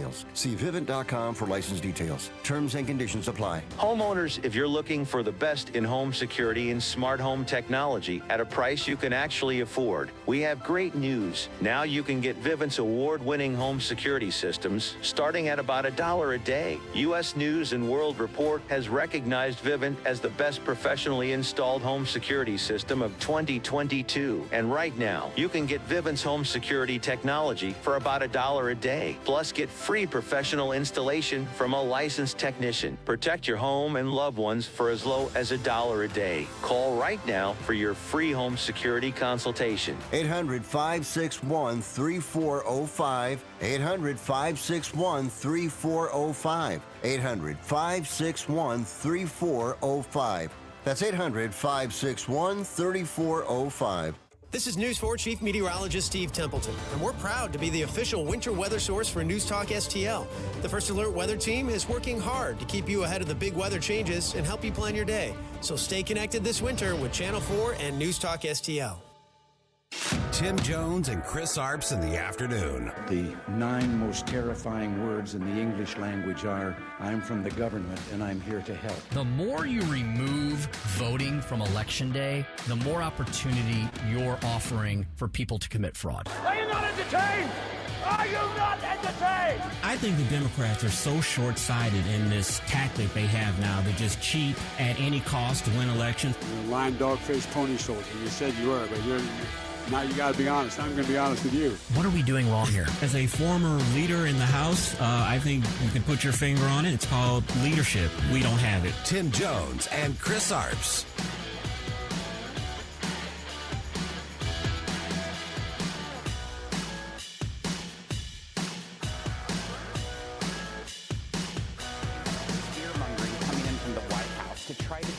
The real issue at hand.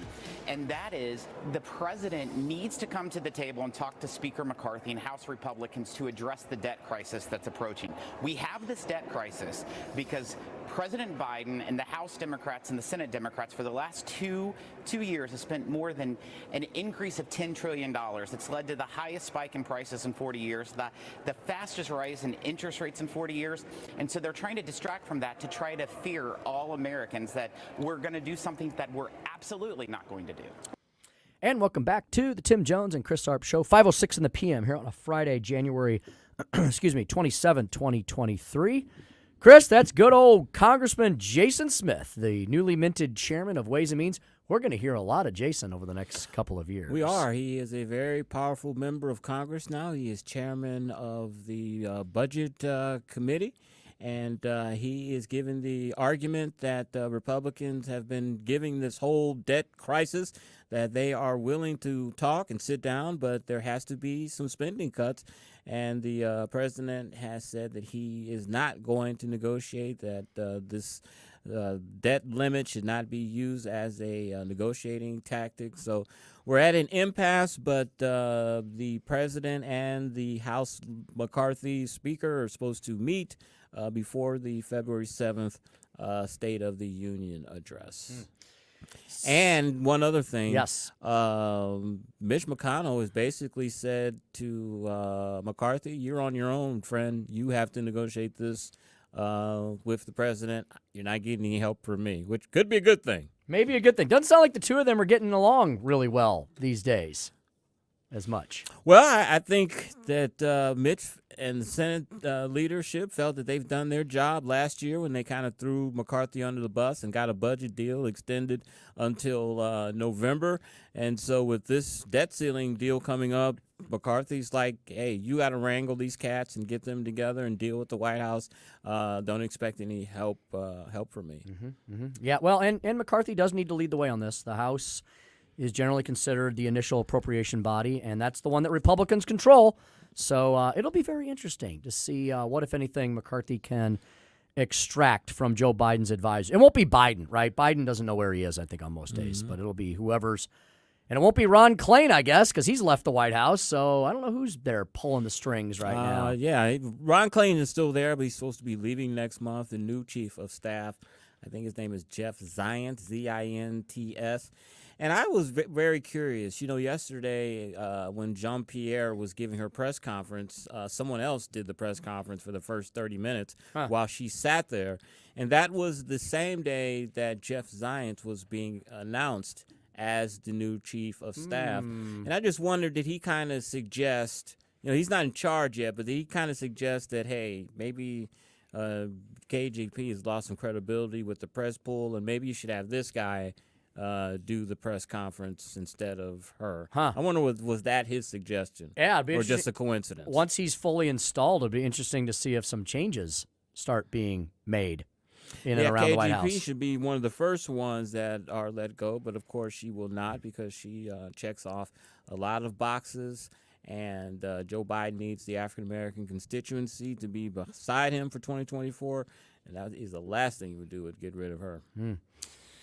Unless they can replace her with another person that checks a bunch of boxes, I guess. She checks They two can find of a them, clone. though. She's LGBTQ and she's black female. So. And she's an immigrant. 3. And she's an immigrant. That's tough to find. That's a tough combo, you know? It is a tough combo. So I asked Katie. Actually, Anton is in the Anton's running Wheels of Steel right now. So there he is. So he's afraid to say anything, right? He's gonna be like something may blow up. So Anton's here though, and Anton's running the Tobler Show tomorrow morning. So you guys should check out Tobler tomorrow morning from 6 to 9 a.m. The reason I had Anton play that clip about Jason Smith was I'm going to give a stump speech here in just a minute, where I'm going to compare Jason Smith's comments about debt crises and debt debacles to an article I found today about remember we talked about earlier in the week, the doomsday clock. I found an extensive background piece on the doomsday clock, learned a lot about it. Interesting stuff indeed. I think the doomsday clock nowadays may have been wokeified a little bit. I'll talk about that too, but that's why I had him play that clip. But we do have a caller patiently waiting on, so I do not want to make her wait through the entire stump speech. So let's bring in Rebecca first into the conversation. Rebecca, good afternoon. Welcome back to the Tim Jones and Chris Arps Show. Hello. Hi. I am home whenever I'm here. I like that. You know, this Santos thing, every time I hear a Santos report on 1019, I sit there and I always have one word that I say out loud. Uh-oh. And I realized that it reminded me of an old Andy Griffith show, an episode where there was this little crazy guy that ran around and his name was Ernest T. Yeah, I remember that. Bass. And so Andy was always trying to come up with a constructive criticism for Ernest T. He didn't want to just say, anything real bad. He would try to say, well, maybe Ernest is this or that.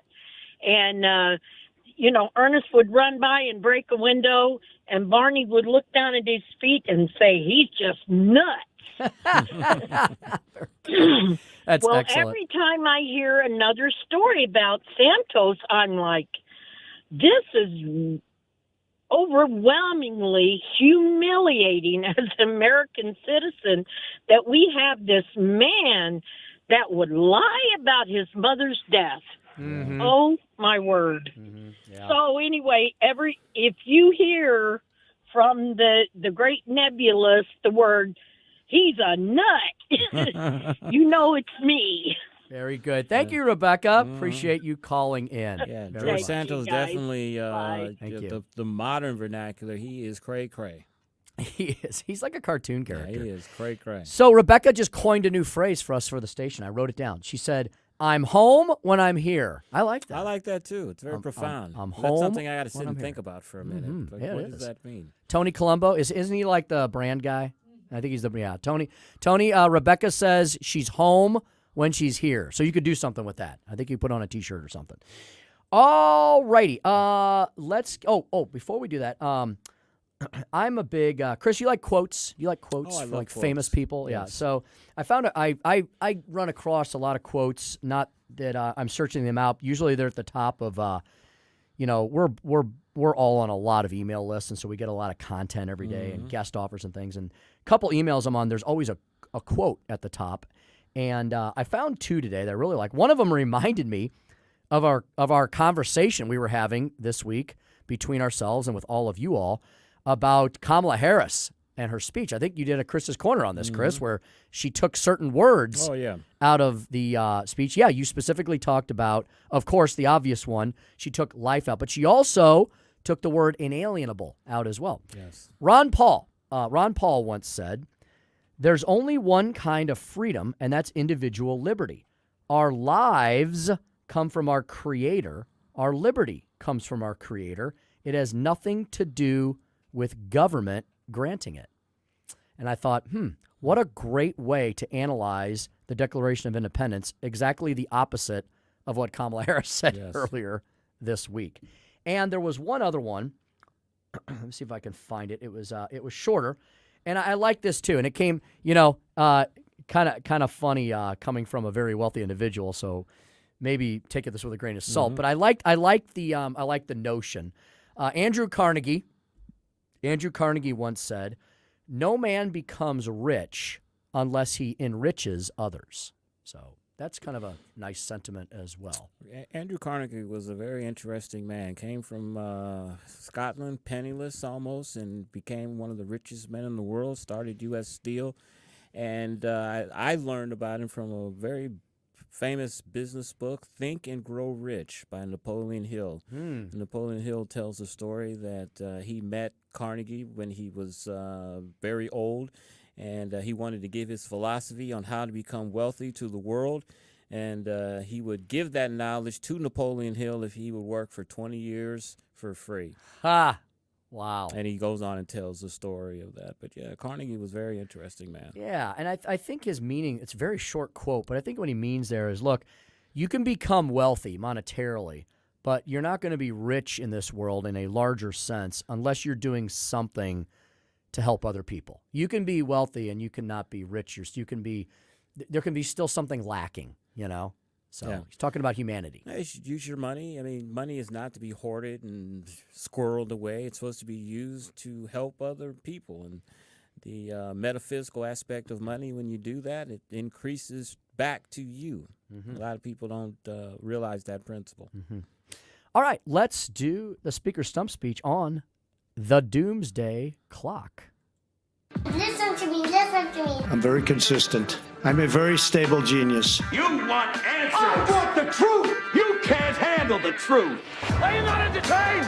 Are you not entertained? So that's another reason we need communism. It's time for the Speaker's Stump Speech, sponsored by Hanson's Tree Service at hansonstree.com. So this one email I get every once in a while, I want to know who publishes this and what they're like, and what their schedule is, because it's very random. They'll go for like weeks, and I'll get one like every day, and then all of a sudden I won't get one for like 2 months. And it's called Today I Found Out. Feed your brain. So they'll take a topic, like kind of a bizarre, off-the-wall topic, some really odd things, and then it'll be it's things that we've all wondered about from time to time, and then they'll do this long dissertation about that particular topic. I never really get through all of it because they're very long. Chris, this one made me think of you. Before we get to the Doomsday Clock, this one made me think of you because of the book you have, the Survivor book you have about how to survive certain things. We'll have to check this one out sometime. Check this out. How to survive falling from a plane without a parachute. That's in there. Is it really? That's one of the ones that's in the book. I think we went through it. Okay. Listen, 2 other topics here that really caught my attention. Where did dogs really come from? Like, how in the world were domestic dogs created in evolution? And has anyone ever fired a gun in space cannons, and the guns designed for astronauts? Because think about it. Space is a lack of everything. There's no pressure, there's no anything. So, yeah, interesting topic. So, those were all like subtopics under the main topic today is what's up with the very real Doomsday Clock. So we talked a little about the Doomsday Clock, but here's a little bit deeper dive into it. And then I want to compare it to some of the things I think that were left out of this initial discussion of this article about the Doomsday Clock.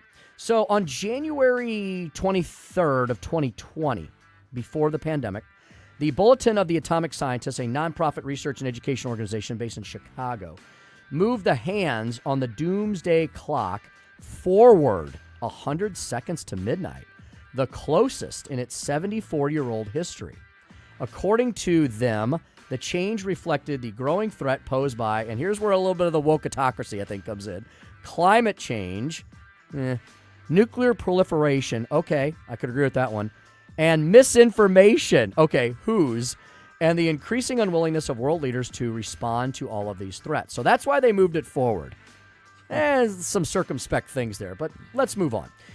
What is the doomsday clock? The article then goes on to say, where did it come from? How is it updated? What can it tell us about the ever-changing risks of global catastrophe in the 21st century?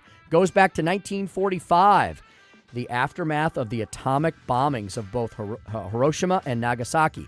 In that year, a group of Chicago scientists who had worked on the Manhattan nuclear project founded the Bulletin of the Atomic Scientists, a monthly newsletter aimed at keeping the public informed of the emerging danger of nuclear weapons. 2 years later, they had a couple other folks join them, and they wanted to design something for the cover of their bulletin to kind of update people on the dangers of world obliteration. At first, they thought of putting a big U to represent uranium, right? But after listening to various conversations and brainstorming sessions, they realized that it wasn't just nuclear weapons themselves that could bring about the dire risk of global catastrophe. They needed something more holistic. So they came up, it was actually a lady who was working with them, Martell. She came up with the design, the metaphor of hands of a clock ticking down to midnight, kind of like the countdown of an atomic bomb explosion. It suggested that destruction awaited if no action was taken to stop it and move it. Let's see. Over the years, various occurrences have moved the hands of the clock forward and backwards. It's been changed a total of 24 times in 74 years. The first change happened in 1949 when the Soviet Union detonated its first atomic bomb. Of course, the hands moved closer to midnight. Other items included France and China developing nuclear weapons, the escalation of the Vietnam War, Ronald Reagan pulling out of disarmament talks in 1980. Some of the items which pulled back the clock, including people collaborating on the international scientists collaborating during an international geophysical year, the U.S. and the Soviet Union signing the Partial Test Ban Treaty, the fall of the Berlin Wall, thank you, Ronald Reagan, and prior to 2020, the closest the clock has come to midnight is 2 minutes in 1953 when the U.S. and the Soviet Union tested their first thermonuclear weapons within 6 months of each other. The Cuban Missile Crisis is mentioned and so many other things. Like I said, this article goes on for a very long time, digging down deeply into all these circumstances and all these items.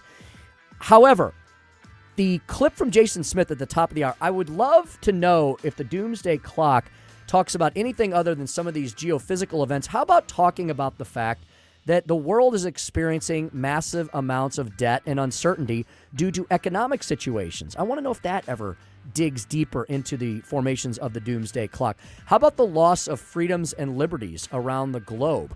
Wouldn't the loss of freedoms and liberties tend to move the hands closer to midnight, and more democracies popping up move the hands further away? It just seems like there's a lot of emphasis on some of these things that are really the most dire and the most destructive, and like atomic weapons, but also, the issue of climate change.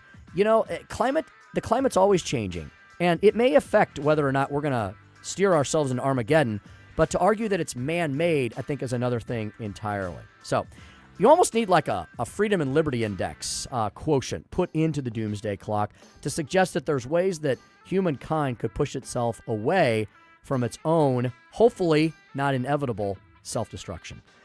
And that's maybe not the most uplifting Speaker Stump speech for a Friday, but happy weekend anyway. And that's the speech for today.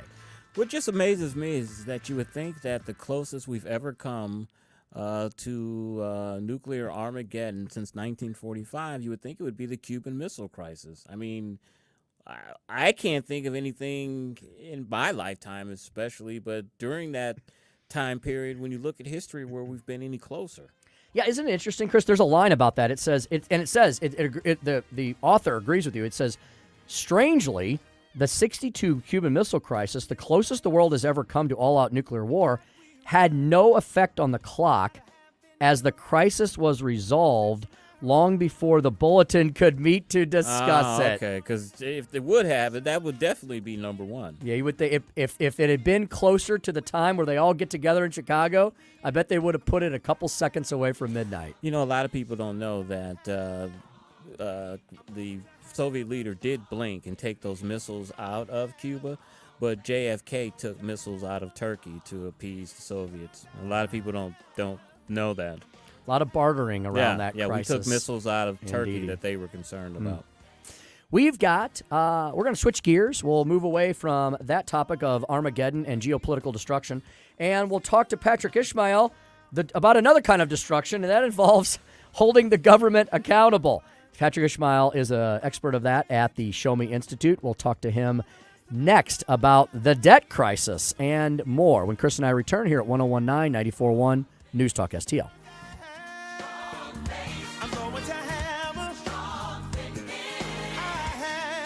You're listening to Tim Jones and Chris Arps.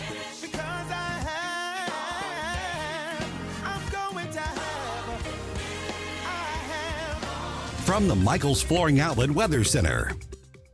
I'm News 4 meteorologist Kristen Cornett with your first alert forecast. Increasing clouds tonight will drop to 33. Mostly cloudy early on Saturday, turning sunny in the afternoon and breezy with a high of 54. Saturday evening and night, we cloud up. Rain moves in. We'll drop to 29 degrees. For Sunday, it's cloudy and colder with a high of 34. A breezy day, winds out of the north, gusting to 25 miles per hour. That's your first alert forecast. I'm meteorologist Kristen Cornett. 1949, the last time a Republican held the top post in St. Louis City. A gallon of milk was 84 cents, and streetcars ran down Grand Avenue. The city was booming. Unfortunately, St. Louis city streets are no longer the epicenter of family and business life. In the 80 years of Democrat control, our city has been on a steady decline. St. Louis City Republicans believe it is our duty to provide a different path forward. Learn more at stlouisrepublicans.com. Paid for by St. Louis City Republican Pat Curtis, Farber Treasurer. I'm Dr. TJ, owner of the Institute of Natural Health, co-owner of Optimal Nutraceuticals, and the host of Wellness 101. Wellness 101 is designed to cut through the nonsense and provide you common sense, science-based information regarding health and wellness. On the show, we discuss topics like thyroid health, gut health, hormone optimization, and many others. Our show airs Saturdays at 10 a.m. and 2 p.m. and Sundays at 11 a.m. and 3 p.m. right here on News Talk STL. For more information, visit us at inhstl.com. That's inhstl.com. The Vic Porcelli Show. The great Larry Connors. Thank you. And then, by the way, everybody at the poker room's asking about you. They miss your money. Second person to say it that way. Not my company. They miss my money. Well, people are going hungry. I'm hanging up the playing cards, Larry. It comes to a point when you realize you just don't have it. I'll teach you. Okay. It'll cost you. Yeah, of course. Right. More about taking money. Vic Porcelli, weekday mornings at 9 on News Talk STL. Welcome home to St. Louis's new choice for conservative talk. The whole Putin fiasco is sickening. Helping people prepare but not giving them panic. 101.9 and 94.1. We are very proud of News Talk. News Talk STL. This hour of Jones and Arps is brought to you by Stifel. Contact your Stifel financial advisor at stifel.com. That's STIFEL.com.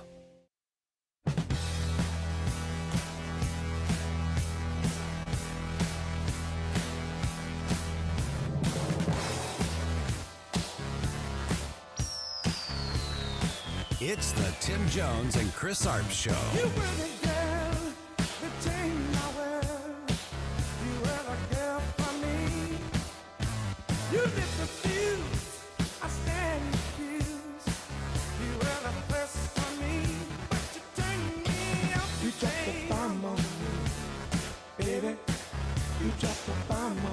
Parents deserve as many options as humanly possible. The more options a parent has, the better chance the child has of succeeding in life.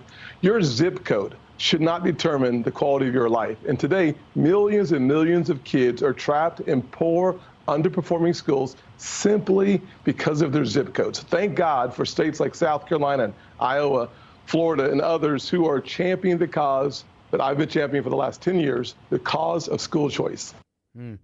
Welcome back to the Tim Jones and Chris Arps Show. There is Senator Tim Scott, Chris, from both of our favorite states. We love South Carolina.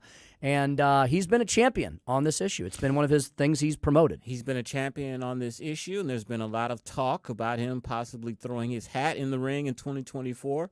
And he put out a very interesting video, Tim, earlier this week that could be described as a campaign video. A little teaser. And he's not running for Senate. Oh, he's not. He's term limited himself to two terms. Oh. So this last term that he's won, he says this is it for him. He's a fascinating character. I saw a long-form interview with him and may have been Brian Kilmeade or somebody who went in and spent 2 days with him, took him all over the place, and he had a fascinating upbringing. I mean, talk about a guy who lives in the American dream, rags to riches, you know. Fascinating gentleman. I got a chance to meet him in D.C. a few years ago at a fundraiser, and ran into him at Washington Grill. I saw him one time in person.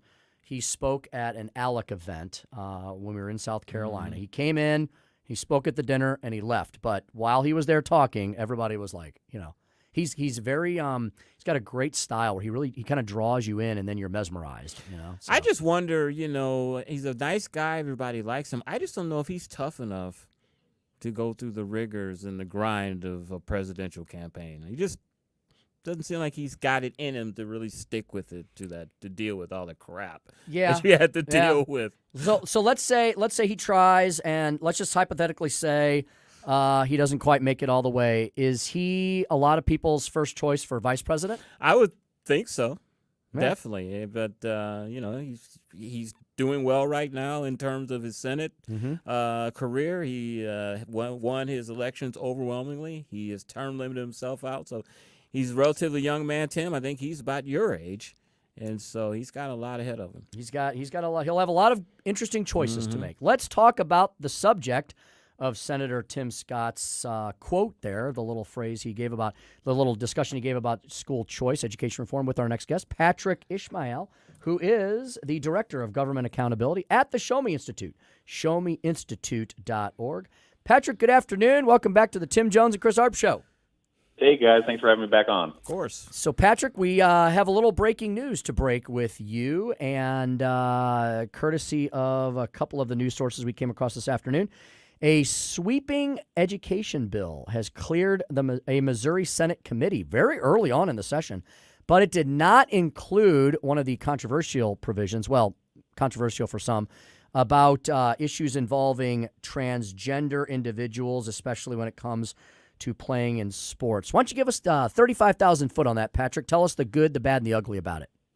Well, so the good is, you know, we have been in favor of having a Missouri Parents' Bill of Rights for a long time. And a Missouri Parents' Bill of Rights basically focuses on making sure that parents know what's going on in schools. They have control over their kids' health, that they can see what is being taught, see how money is being spent. And we testified on this legislation last week. They heard a couple more bills in the Senate this week, combined them all up, and it passed through this week as well. So it's now going to the Senate floor. And like you said, there was a section of the bill that dealt with boys and girls sports. And I think what's happening is that also this week there was a House hearing on precisely that issue.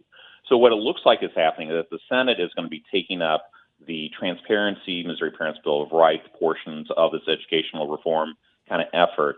And I think the House is taking up basically the other half of it. They're originating the bill that is going to focus on, establishing exactly who should be playing in girls' sports and boys' sports. I think we know the answer to that. Boys should be in boys' sports, girls should be in girls' sports. But apart from that, that's more kind of like the 35,000 foot view in terms of what is actually happening on the ground. It is absolutely true that section came out of the Senate bill, and that Senate bill is going to go probably to the floor this coming week. And I suspect it'll probably, get voted out eventually. I don't know if there's a filibuster plan for it there. But I think that the elements that were removed from that bill are in this House legislation, and I think it's probably going to be a situation where the House sends their bill to the Senate, Senate sends their bill to the House, and both chambers get to say that they did something on education. I can't imagine that the transparency bit is going to get blocked by Republicans, nor the transgender sports issue either. But the question is whether or not Democrats in the Senate, I think, decide that they want to try to block it through a filibuster. So there may be negotiations that happen. But as far as I can tell, I think all those issues are probably going to be covered in this legislative session. And like you said, the fact that they passed so early, or that they're going through the process so early, is a good sign. But whether that means it's going to pass in March, whether it's going to pass in May, or whether it's going to pass at all, there aren't guarantees here, but it's a good start. Patrick, as Director of Government Accountability for the Show Me Institute, I want to get your thoughts on a recent ruling from a Cole County judge that a rule implemented by the Missouri House in 2019 allowing lawmakers to withhold certain information from public records does not violate the state constitution. I want to get your thoughts on that. Yeah, I think in general, transparency is the best policy. I do understand the kind of reasoning behind not wanting to have communication coming from your constituents being open and available to the public, because I think it may actually affect the way in which constituents communicate with their representatives. And certainly we want, constituents, we want taxpayers to be able to communicate very clearly and honestly with the people that they elect into office. Now, you always want to be mindful, of course, of any potential bad behavior that may come from those interactions. But as a general rule, I think that it makes sense that you would at least want to be sensitive about those sorts of topics, those sorts of communications coming into an office. But in general, I mean, the reality is that most communications in government should be available to the public through the Sunshine Law. And if not just through the Sunshine Law, I would hazard to think that there's probably no good reason to withhold a lot of these emails preemptively. I think that maybe we should get into a system where we actually publish a lot of those communications as a matter of course of business, along the lines of something like what we should be doing right now is publishing how the state spends money, how local governments spend money immediately after that money is spent. The state generally does a pretty good job of that. Local government, generally speaking, does a terrible job of that. But in terms of if government is spending money and is producing a product, whether it's an email or whether it's or it's paying for a park to be mowed or whatever it is, the public should, generally speaking, be able to gain access to that information and to those documents. Same goes for curriculum. Of course, curriculum is purchased or developed with taxpayer funds. All that should be available online. But I do understand maybe the policy interest in not necessarily publishing information that's directly about maybe some sort of constituent communication. But, I think that there are probably always exceptions to that rule, and I'm interested to see how this ends up playing out.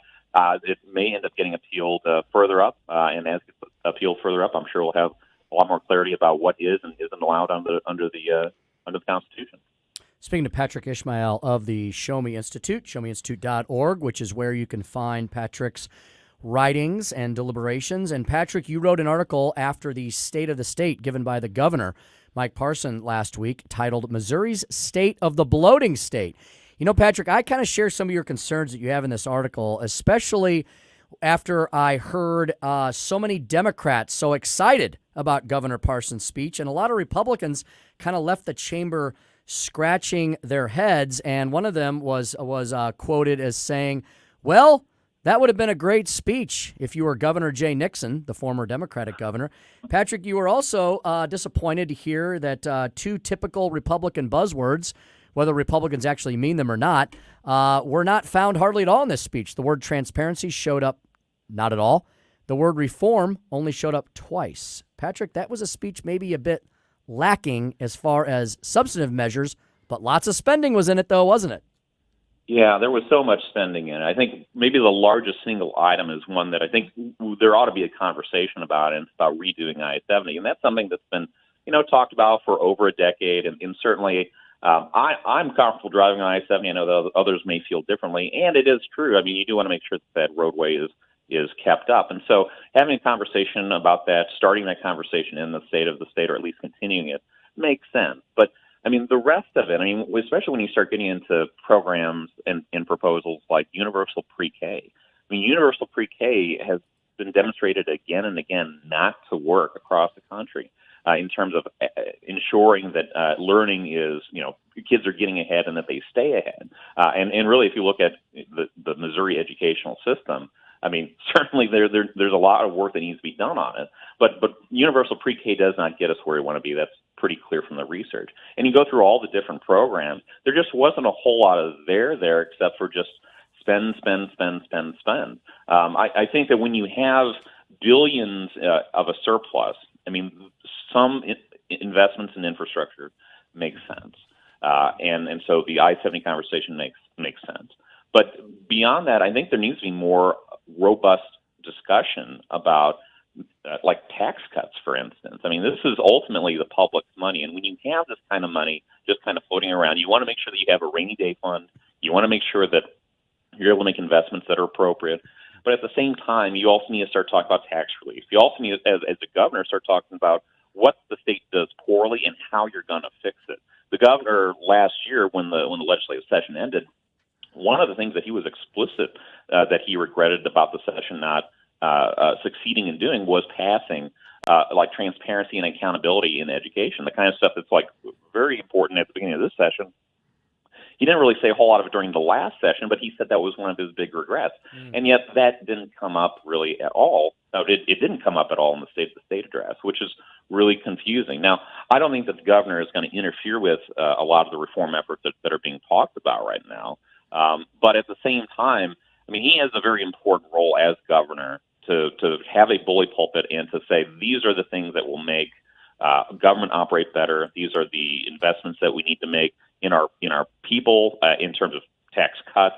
And the infrastructure bit makes sense too. But it really did, I think, fall short of what I would have expected him to talk about, especially given all the conversations that we've had with legislators just in the last 3 or 4 weeks. I at no point did universal pre-K, for instance, come up in any conversation that we ever had with any legislator. And I think that came as a real shock to people when that popped up. So I don't know who the governor has been talking to, but I think he needs to talk to maybe some of the legislators more often, because I think they were surprised by it. And given the track record of universal pre-K, I think a lot of policy researchers were shocked by the proposal as well. Patrick, when it comes to education reform and transparency, I have to get your thoughts on the Columbia schools drag show incident that happened last week. Yeah, I think that it's important that our school systems are geared to ensure that kids can read, they can write, they can do their arithmetic. And I think that when you look at the schools across the state, if you look at just kind of the average performance, only about 1 in 3 kids right now is able to do math at grade level. That's crazy. That means that 2/3 can't do math at grade level. And I don't know about you, but when I was in school, if I only got 33% of the questions right, I failed. And yet we have over 500 school districts in this state, and I believe none of them are unaccredited, which is crazy town. And so when you have, whether you're talking about extracurriculars or field trips or whatever it is that depart from like very clear educational interests, I get real concerned. And of course, the Columbia Public School District, when we started sending requests around the state asking what districts were teaching kids about critical race theory and other things, they are teaching like the 1619 Project. And yet, when they talked to some of the folks in their community at the time, they were denying it. And so I think all this kind of boils down to, though, is that schools should have a very discrete set of objectives. And those objectives should be transparent, and parents should be able to know exactly what's going on in the classroom and outside the classroom. And to the extent that districts undermine that trust, it doesn't serve students well, it doesn't serve the district well, it doesn't serve parents well. And that's why accountability and transparency in these spaces is so important, because it does two things. It ferrets out wrongdoing, of course, but it also acts as a preventative measure and puts schools and districts on notice that whatever it is that they're doing, spending-wise, curriculum-wise, otherwise, it's going to be found out. And I think that that'll head off a lot of the more problematic things that are going on in a lot of these schools and districts. And it's going to, a lot of these things are going on around the state. I mean, I think a lot of folks presume that, CRT and 1619, that sort of stuff, is not showing up in curricula in, say, rural areas. It is. And so transparency is key. And, I hope that parents are able to get the straight story from their representatives in the Columbia Public School District, because the Columbia Public School District isn't always straight with the public. Patrick, thank you so much for covering so many topics with us this afternoon, for all your insight and analysis. Thank you, sir. Thanks for having me on. Absolutely. Patrick Ishmael there with the Show Me Institute, showmeinstitute.org. My goodness, I can't believe we are down to the final segment of the show of the week. This was No a very way. fast week. Yeah, this is it. It's This 5. is the last show last week of January, right? The full week, yeah. Yeah, we got two shows. When is I think February 1st is Wednesday. Is that right? Yeah. We've only got 2 broadcast days left in January. Not sure where this month went, but it's almost wrapped up. There are a ton of big sporting events this weekend that I know Katie Fitzpatrick wants us to prepare her for before we get out of here, because she's going to be glued to the television for the AFC NFC Championships. Who you got? Who you got, Katie? Who you got this weekend? I don't know what the hell either one of you are talking about at all. Talk a little bit about that and prepare to hand you off to the Larry Connors USA Daily Report. So much more straight ahead. Go nowhere. Keep it right here. Jam-packed Friday here on the Tim Jones and Chris Arps Show, 1019, 94.1 News Talk, STL.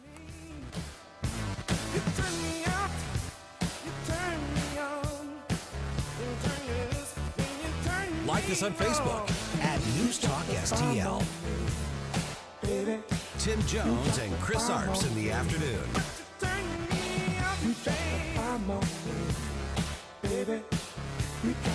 From the Michaels Flooring Outlet Weather Center.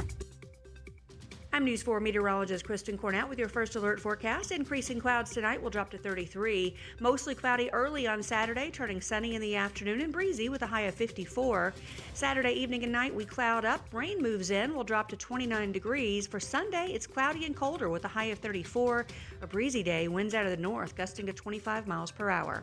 That's your first alert forecast. I'm meteorologist Kristen Cornett. So many ways to listen to News Talk STL. Enable our Alexa skill. Hello. Hey, Alexa. Yes, I'm listening. Play News Talk STL. Welcome to News Talk STL, conservative talk radio for St. Louis. I know you're all about to take a deep breath because the weekend is about to begin. You're going to exhale. I also know that a lot of important conversations happen around the weekends because during the week, everybody's running hither and yon, helter-skelter all over the place.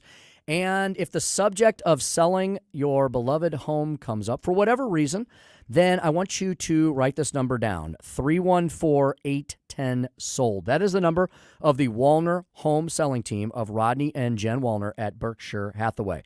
If, look, even if you're even thinking about it, it does not hurt at all to get some experts on your side and get some expert advice early on.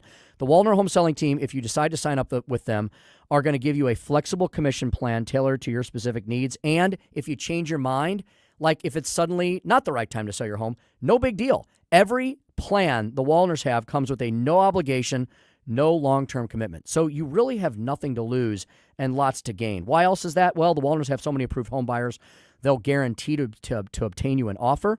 They can make that guarantee because they're selling 15 times more homes per year than your typical realtor. And they are 2 realtors for the price of 1. A husband and wife team, Rodney and Jen, are providing you a unique family perspective of the entire region, which they have covered and are so knowledgeable about. You get that same level of expertise everyone does when you call them at 314-810-SOLD. Very excited, especially to talk to our News Talk STL Nation listeners. So make sure you mention that when you call Rodney and Jen Wallner. Give them a ring today or anytime over the weekend for a free listing consultation. Sell your home with this top-producing real estate team, Rodney and Jen Wallner, 314-810-SOLD. That's 314-810-SOLD. Stories of New Americans. Hi, this is Ron Clutho. Join me this weekend for Stories of New Americans, where you'll hear fascinating and inspirational personal stories of people from all over the globe who now call St. Louis home. We'll take a look at the U.S. through newcomers' eyes and get insight into world history and culture and maybe just learn a little bit more about ourselves. Stories of New Americans with Ron Clutho. Saturday nights at 10 on News Talk STL. Mike Ferguson in the morning. On Monday, we'll get an update on what's happening in Jefferson City. Will the state government come in and take over parts of St. Louis City because the city won't do the job right? Mornings starting at 5:30 on News Talk STL. This hour of Jones and Arps is brought to you by Stifel. Contact your Stifel financial advisor at stifel.com. That's STIFEL.com.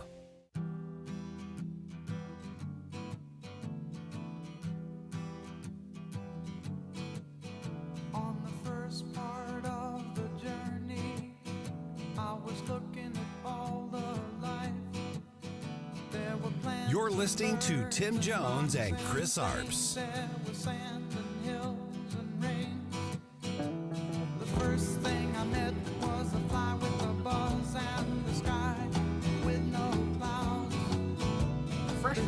Congressman Eric Burleson has just submitted a bill to repeal the NFA. It's good. I'm happy he did it. So Representative Burleson submitted this bill. It's H.R. 450, and it is a bill to repeal the NFA. It says this act may be cited as the Repeal the NFA Act, and the entirety of the bill is this: Chapter 53 of the Internal Revenue Code of 1986, and the item relating to such chapter in the table of chapters for Subtitle E are hereby repealed. I'll tell you, between Congressman Eric Burleson, Jason Smith, Senator Hawley, Congressman Graves, who's the chair of transportation, Chris, people on the coast are learning that there's also people out here in flyover country. It's kind of good. Missouri on the map. That's true, and it's Friday, and, we're at the end of the show, and I was kind of like, repeal the NFL? What the hell is he talking about? NFA, repeal the NFL? No, not the NFL. What's wrong with that boy? Hey, Chris, are you excited at all about the games this weekend? Oh, definitely. I hate that my Cowboys me too. aren't there, but, playoff football is the best football in the world, and you also know that there's only one more game left, and that's it. So, I love playoff football. So, I learned all this morning from the great Don Luzader, my the legend. My news weather sports guy. I got all the details. So, Sunday are when the two games are. So, at 2 p.m. Central, the Eagles host the 49ers in Philadelphia. That should be a good game. Eagles. Yeah, I agree. Eagles. And the Chiefs host the Bengals at Arrowhead at 5:30. Bengals, because really? Mahomes is hurt, man. Yeah. He's got that high ankle strain, and that type of injury, you don't come back the next week. So one of the guys I was talking to said what they're going to do with Mahomes is they're going to numb that leg, kind of like that thing you did that one time with the cryo. Oh, the cryogenic. They're gonna freeze they're gonna basically freeze it. Then they're gonna zap him with hydrocortisone and something else. Then they're gonna wrap it, and he ain't gonna feel that leg for 3 hours. So we will see. I'll go. I agree with you on the Eagles, man. The Eagles look really tough, but I'll go Chiefs. I'll be a homer. I'll go Chiefs. I'm not a big Chiefs fan. But it'll be kind of cool if the Chiefs go to the Super Bowl. Didn't the Bengals beat the Chiefs last year? They did. Yeah. They did. Yeah. Isn't this amazing? Wow, same. It's like Groundhog Day. Yeah. Yeah, and it's just amazing, too, that the Bengals have been bad for so long. And just to see them have, good couple of seasons back-to-back, possibly going to the Super Bowl. One of my best childhood friends passed a couple of years ago. He was the biggest Cincinnati homer that you could ever see. And we were sad last year that he wasn't around, and sad that he can't see what's going on now. Well, I know you'll be cheering for him in his memory. Yeah, I have Suzanne, my wife, has family in Ohio, and they call them the Bungles. The Bungles, the Cincinnati Bungles. Oh, they were bad for so long. And I always attributed to those hideous uniforms that they changed into in the 80s.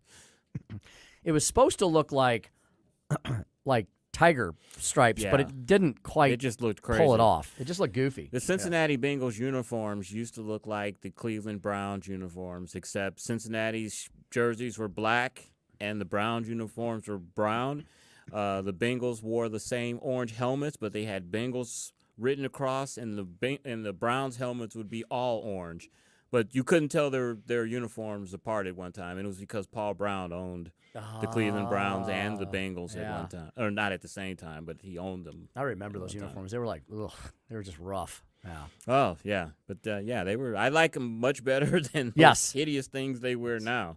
So indulge me for a moment. You all know I'm a big golf fan. Anyway, so there's a tournament going on right now, and to me it's kind of like this tournament always means the kickoff of golf season, and they're playing in one of the most beautiful places on earth. It's in crazy California, but they're playing in La Jolla, just north of San Diego, at a place called Torrey Pines, which is, folks, even if you're not a golfer, if you hate the sport, if you like sunshine and green grass, turn on your televisions this weekend and just watch a little bit of the coverage. It's amazing. It's the middle of January. This course, the grass is bright green, the water in the Pacific is bright blue, and it looks like the middle of June. It just looks spectacular. I'm like, I would like to be there. I've gotten to play the course a couple times. It's really cool. You know what's funny, though? With this whole Live Tour thing, a lot of the big names are not going to be in some of these tournaments, in some of the PGA tournaments. This is a PGA tournament, so the LIV guys aren't going to be there. And up until today, it's funny how experience eventually rises to the fore. There was a bunch of young golfers, a bunch of young guys kind of at the top of the leaderboard last 2 days, and I'm like, who is Sam Ryder? He's at the top of the leaderboard right now. But then there was all these other names I didn't recognize. Well, after today, which is the third round, they're going to have the fourth round tomorrow so they don't conflict with NFL on Sunday. Now, all of a sudden, John Rahm, the Spaniard, is number 2. Mm-hmm. Tony Finau, the American, is number 3. So experience matters in these things. Now, all of a sudden, some of the players that stayed on the PGA Tour are coming up. So anyway, it's a very exciting weekend for me. You got the golf, and then you've got the NFL, and before we know it, gang, it'll be spring. And college basketball. Yeah, college basketball. Yeah, NBA is going on. Hockey. So there's lots to watch.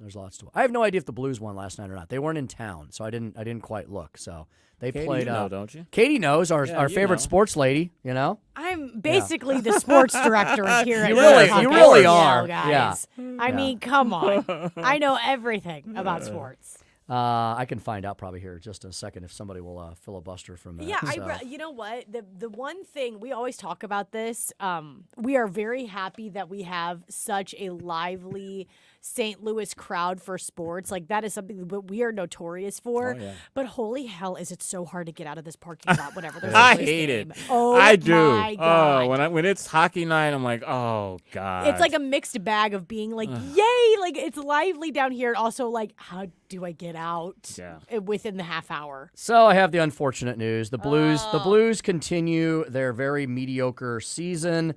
They have now lost 3 in a row. No. They lost last night in Arizona.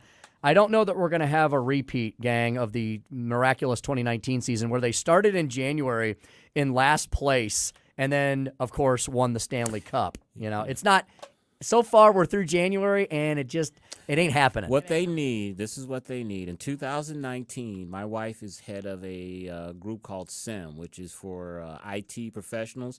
And they had a firehouse chat with the chairman of the St. Louis Blues, Tom Stillman.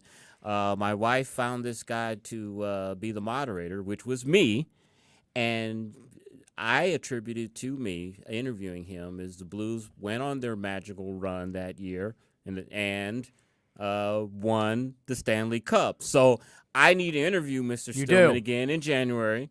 They'll go on their miraculous win, and the Blues will win the Stanley Cup in June. I didn't know that you were such a Blues fan. I like it. I wasn't. I like it. We fake it till we make it, baby. That's what we do. I was. You know what? I was a huge fan when they were making the run in 2019. I was excited to watch the games. I really got into it. It was exciting. I did too. So they need a Chris Arps interview, and they need a new song. Where's the song? There's no Gloria this year. There's there's no song. So that everybody can get sick of by the end. So the Blues are in 6th place in the Western Central Division. How many teams are in the division? 8. Oh, okay. Yeah, not doing so hot. So they need that run, Chris. They need a Chris Arps interview, and they need a new tune to carry them forward. That was so weird, though. They were in last place. Everyone was not very confident about the team, and they made the run. Mm-hmm. Yep, they sure did. All right. But, well, we're going to wrap things up. We're about out of time. What is up next? What is up next are 2 things you need to know about. We've got the Larry Connors USA Daily Report. That will follow us immediately. And then at 8 o'clock, Katie, Pocket Watching with JT, 8 p.m. 8 p.m. this evening, Pocket Watching with JT. So you got Larry Connors, you got JT carrying you into the weekend. Chris, we're out of here, man. Have a great weekend. Yeah, go Eagles. Go Eagles. I thought I'd never say that. Eagles. And Katie, have a great weekend as well. Anton, thanks for running the board. Thank you, sir. Everybody have a great weekend. Keep it right here, though, because Larry Connors is up next after the Tim Jones and Chris Arps Show, 101.9, 94.1 News Talk STL. What if everything you thought and believed to be true about owning and buying your home turned out to be wrong? Straightforward, objective advice on the right way to make the most out of every dollar you put into your home. We're the only country that has one of those.